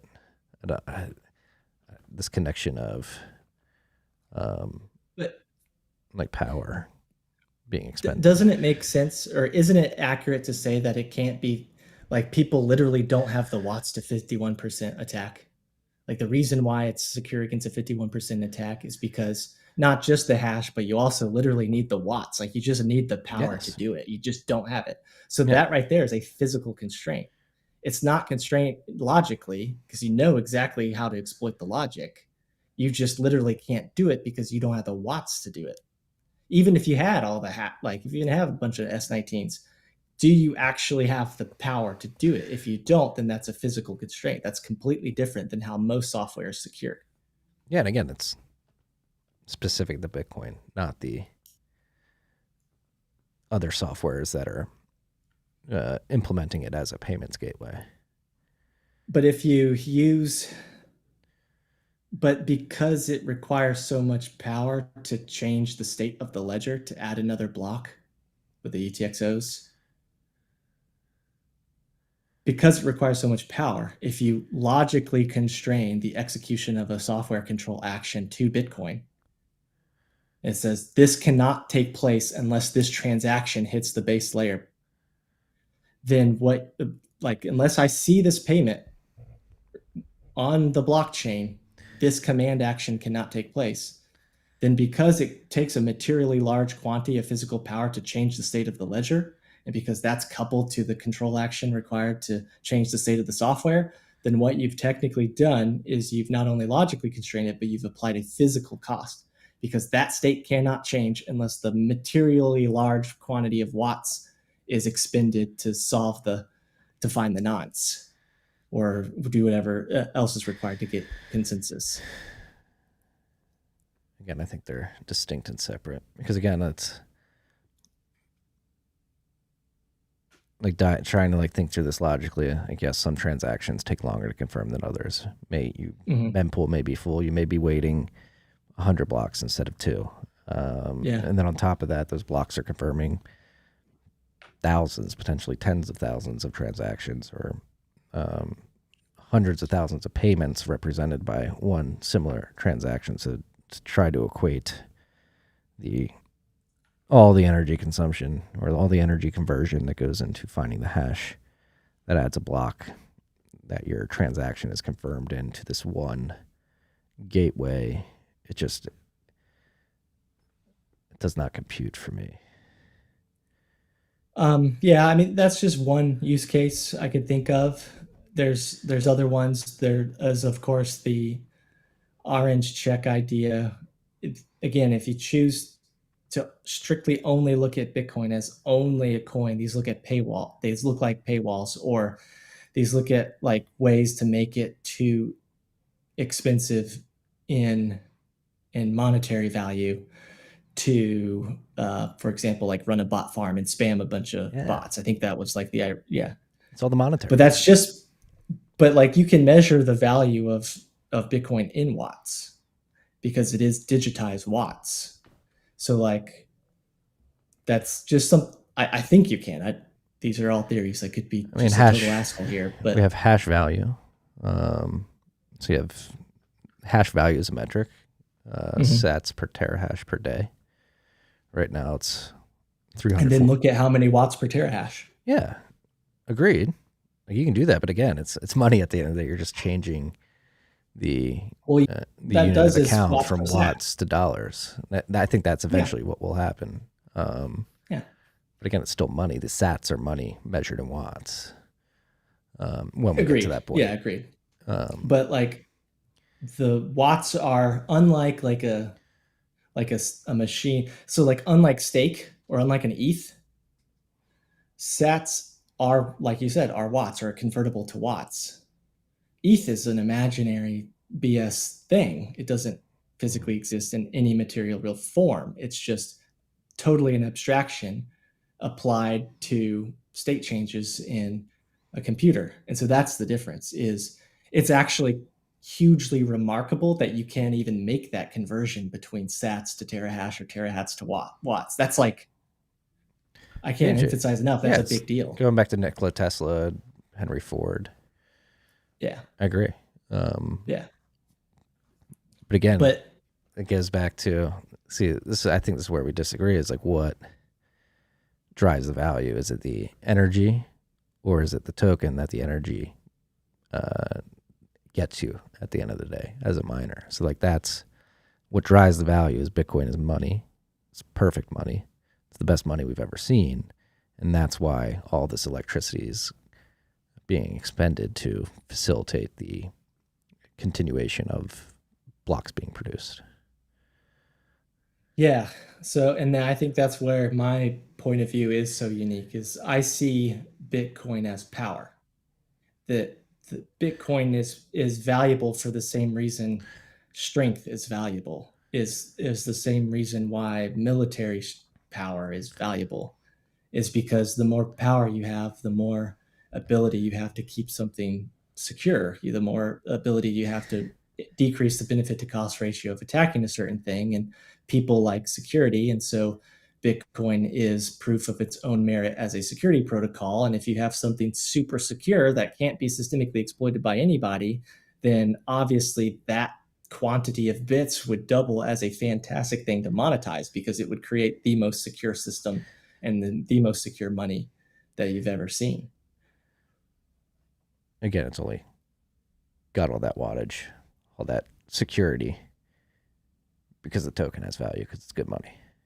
Like if, I know it's like we got this loop, right? well, no, I mean this found this is loop. no, it's not a loop. This has been a very ongoing debate in the history of Bitcoin. What leads what, hash rate or price? Price leads hash rate. It's undeniable. We're seeing it right now. Price is going down, hash rate is falling because it's unprofitable to mine Bitcoin. So people have to turn off because they're running businesses that Yeah. they cannot run unprofitably. Bitcoin price I, goes up, that token price goes up. People start plugging miners back in because that token has more value and it makes economic sense to plug your ASICs back in. here's an interesting thought because I understand maybe the relationship between hash rate and price. Has anyone done the relationship between total watts and price? Like how many total watts are spent over the network and then what the total value of the network is? Because that I think that would be interesting. Would be, but how could you calculate it, right? Because due to the fact that it's I know. permissionless, Yeah. Yeah, you don't know. you don't know. So, but the point is, a theory could be that maybe maybe there's a direct correlation there. There could be. Could be. It seems like it's using more power than it did before, and it's also more valuable. So maybe we've uncovered some weird, complex relationship that has been at play for thousands of years, but it's never been more explicit than now that we have Bitcoin. Yeah. And by the way, this wouldn't be unprecedented because it's no secret that usually the most powerful nations have like the world reserve currency. Maybe there really is like a no kidding relationship between power and value that we just are discovering as like a general humanity. Yeah. These are starting to get into some deep convo here. I know. Well, if that were the case, Venezuela would be a world superpower. So I think that was a brilliant play. I think Max Kaiser is a Napoleonic level genius. I think that they are going to show the world that El a small Salvador. nation. I said Venezuela because Venezuela's got what, like the third largest oil Oh, reserves on the sorry. Oh, planet. sorry. Yeah, But El sorry. Salvador, yeah, I think they made a great move as well. El Salvador. Not only do I think they're making a great move for money, I think they're going to prove to the world that they can stand up to a superpower, a nuclear superpower, multiple nuclear superpowers. Yeah, the IMF represents all Um, of them. yes, exactly. And so they are proving the point that, like, this is a military grade security technology because the world's combined greatest militaries can't stop me from my Bitcoin. Like, it's I think that has a lot that will showcase a lot of value. And maybe there is some relationship between power and value, and who knows if one leads the other or if they're completely separate. But like, the point is, holy crap, that's huge. And holy crap, you now have an example of a nation state standing up to global superpowers on something that used to be like a fundamental thing that people fought over kinetically, and it's just going to totally change the game. Agreed there. Um, yeah, it's optic. Again, they're forced. Like the incumbent system that they're walking away from, the dollar reserve system, the petrodollar system. Like you're forced to act within the rules set forth by that military industrial complex. With Bitcoin, you opt out. Yep. And you're forced to operate within the rules of that distributed consensus. That But before Bitcoin, you like, if you had opted out of the USD and tried to go, you would still have to be like, you would just adopt the Chinese superpower version or the Russian super. Like, the point is, people didn't have an option to not choose or you could be, except for they kind of did with gold, but then that got captured. So, yeah, Omar but do you Gaddafi see what tried I to go mean? back to gold. He got a knife stuck up his ass rather quickly. Um, that's Yeah, yeah. It's been a fascinating it's just conversation. it's just something to think about. Yeah, I know that I know that I understand every single argument. I read this stuff. I code it. I go through these comments, and if anything, maybe just try to consider it as an alternative point of view. And I'm not necessarily even trying to convince anyone that this is the way they should think of it. I'm just trying to convince the people that it's like, hey, you've got to understand that this has major implications beyond money. This is going to change the way that humans organize. mm-hmm. It's going to change the role of government. It's going to change the necessity of our traditional military industrial complex. I could totally agree with all that stuff. I think, and I'm testing out these ideas in public, and they are resonating. They are helping some people get orange pilled sooner. Mm-hmm. That, and I know that it's like scary to think about it, but maybe just consider the arguments that I made on why, like, it's totally legit to be concerned, but like, just think that through, because there could also be benefits to it that are worth considering. Yeah, no, I agree. I think Bitcoin already has changed energy. It's changing payments. It's changing podcasting. It's going to change many other things. But again, that's why they fix the money, fix the world. It fixes these things because it's better, and it forces people to act differently. They cannot. The opportunity cost of misallocating capital is going to increase so high that people are forced to actually produce good shit and provide value to the world. They can't just sit there and ride the gravy train that is the money printer anymore. They're actually going to have to sit down, and that's how Bitcoin impacts the world in many different facets beyond money. Because we have a good money, all these other facets of our life improve because people are forced to produce a better good and service. If we do choose, so one other benefit that I didn't mention is by framing it, when I frame it as cybersecurity technology, then I immediately undermine the authority of the Treasury Department and the Federal Reserve, because they're not qualified to be talking about the merit of cybersecurity technology. They should not be in charge of the national, especially a conversation about the national strategic implications of this cybersecurity technology. I would argue they're not qualified to talk about money either. Yeah, that's a Completely fair mismanage argument. those systems as well. But I don't think I don't I but I don't think that I hate the federal government. I do not like them. I don't think they provide value. And that's what, again, so I guess we can wrap this up with me just explaining my point of view, which is I don't think we should,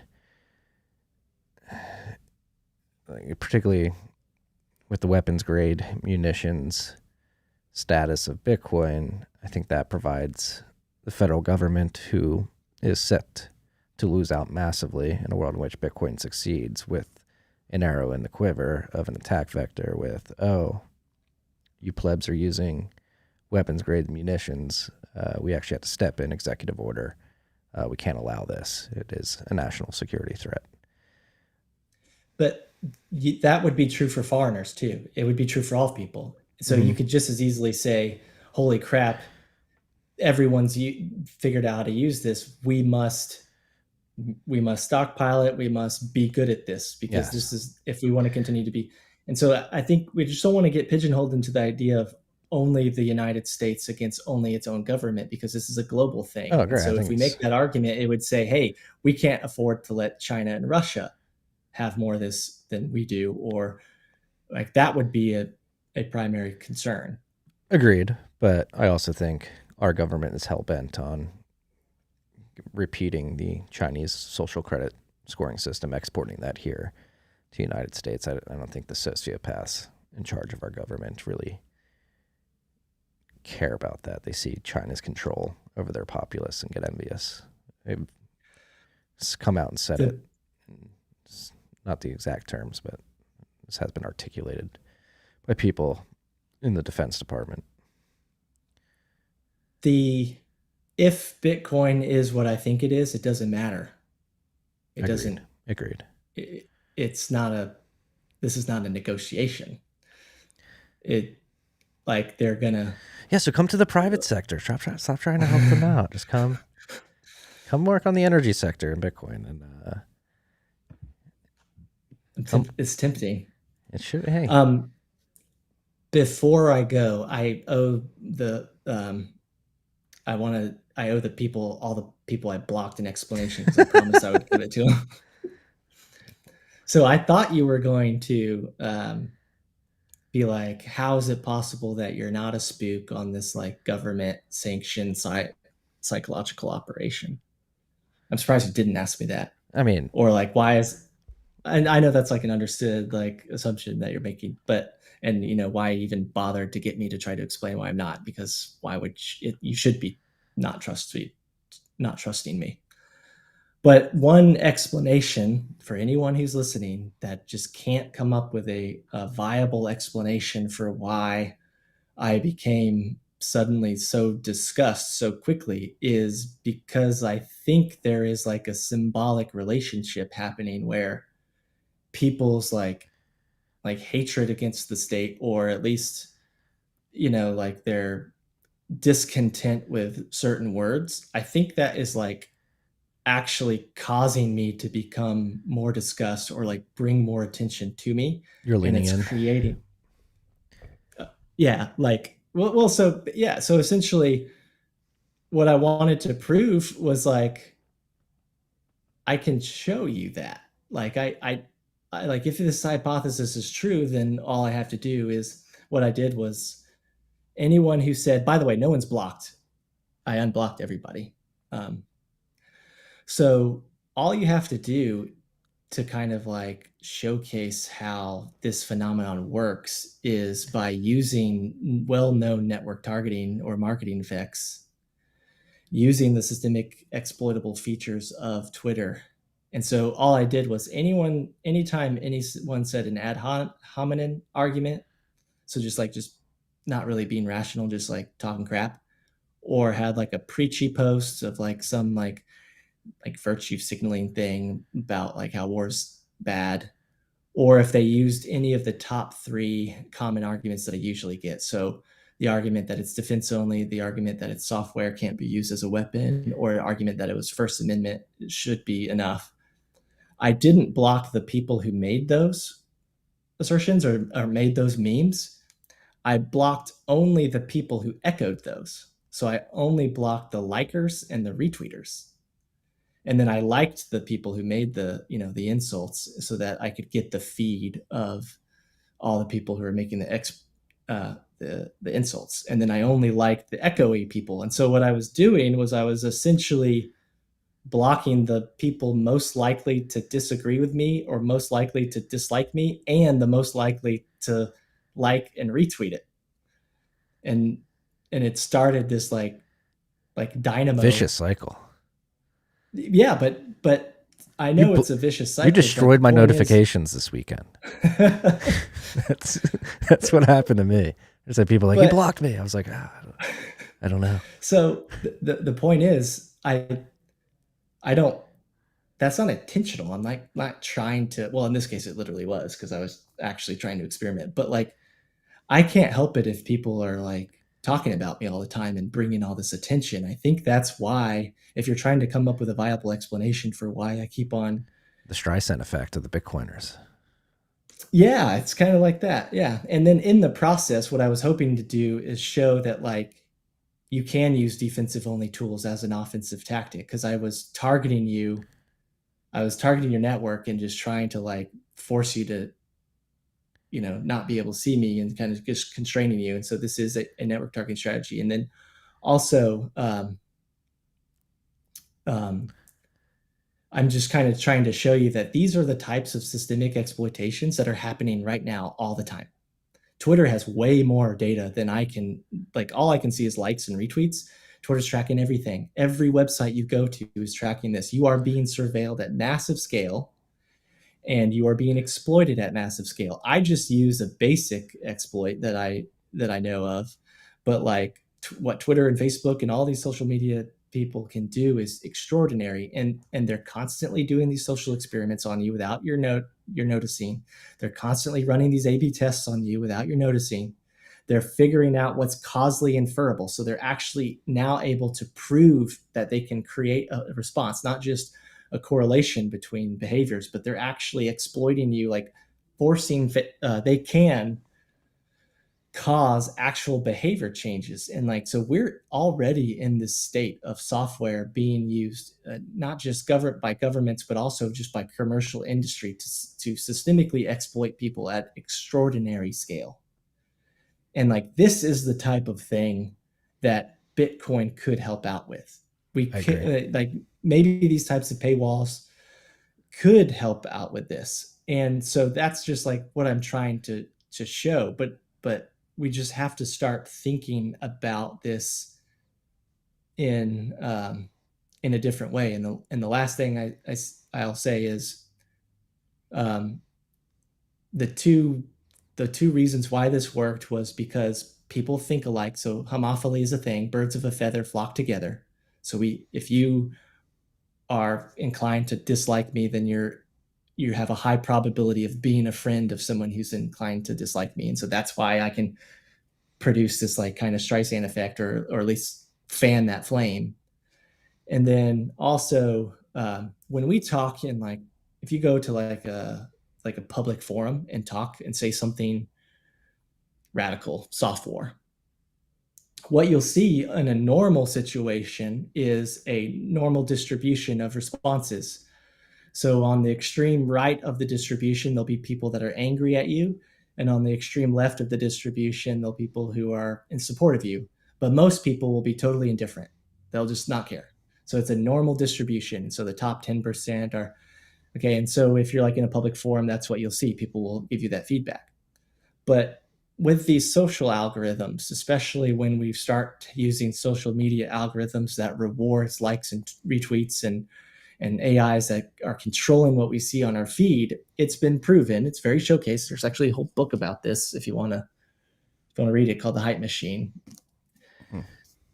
There is what you see online is nothing like what you experience in person. It is a J curve, especially on Twitter, meaning a J curve, meaning on the side where there's like a lot of people, or on the side where people agree with you, there's like an uptick, then it dips. So if you're looking at the actions of people on Twitter, the There's people who nowhere in the agree middle. with you, there it dips. People who are just indifferent are doing nothing. So people who like you are kind of, liking and retweeting. People who don't care are doing nothing. But then the people who hate you or are angry or, upset for some reason, that's the tall side of the J.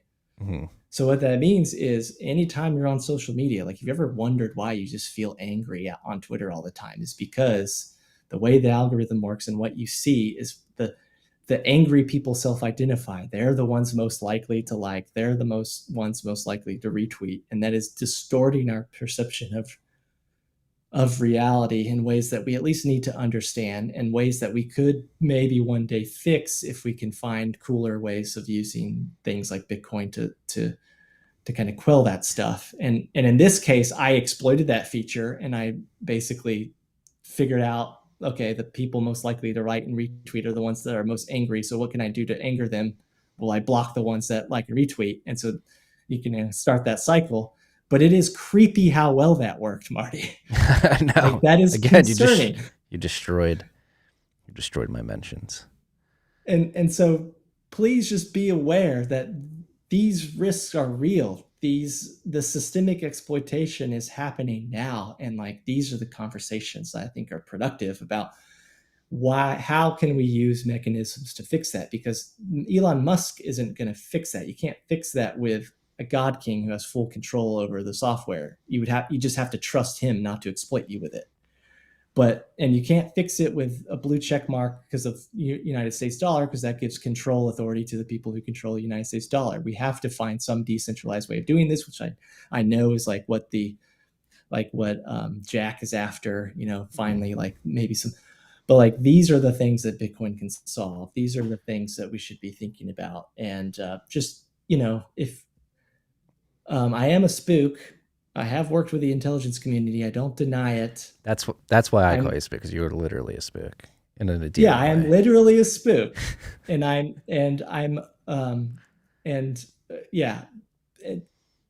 I don't understand why people don't think that's like a transparent thing. I do, but just be aware. Like there might be other explanations for why I get so much attention that aren't Streisand effect. You can Streisand. Yeah, I think that's the most logical explanation, and I tried to kind of showcase that, and I'm very concerned about how effectively it worked. Now, to get everybody. Okay, thank you for letting me do that. To get everybody back on your side, you just have to convince Bitcoin Twitter that you're fifth pillar, fifth column. You're gonna come to the private sector, Jason. How ironic would it be if you converted me? It's gonna happen. That would be like the ultimate success story for you. We're 3.5 hours in here. It's been a pleasure. We talked a lot. Man. Yeah, thanks for coming on. I mean, I know you've been getting a lot of shit. Some of it coming from me. Self-incurred. Yeah, but also some of it because I bring it on. It's my fault. That's why I like these long form conversations. Can hash it out, pun intended.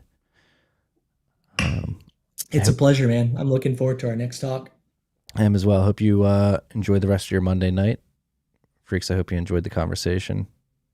Follow Jason at Jason P. Lowery. Correct? Yep, that's it. Anywhere else we should send No, people? not yet. No, just that. All right. Go follow Jason. Everybody enjoy the rest of your day. Stop screaming at people on Twitter. Go read a book. Peace and love, freaks.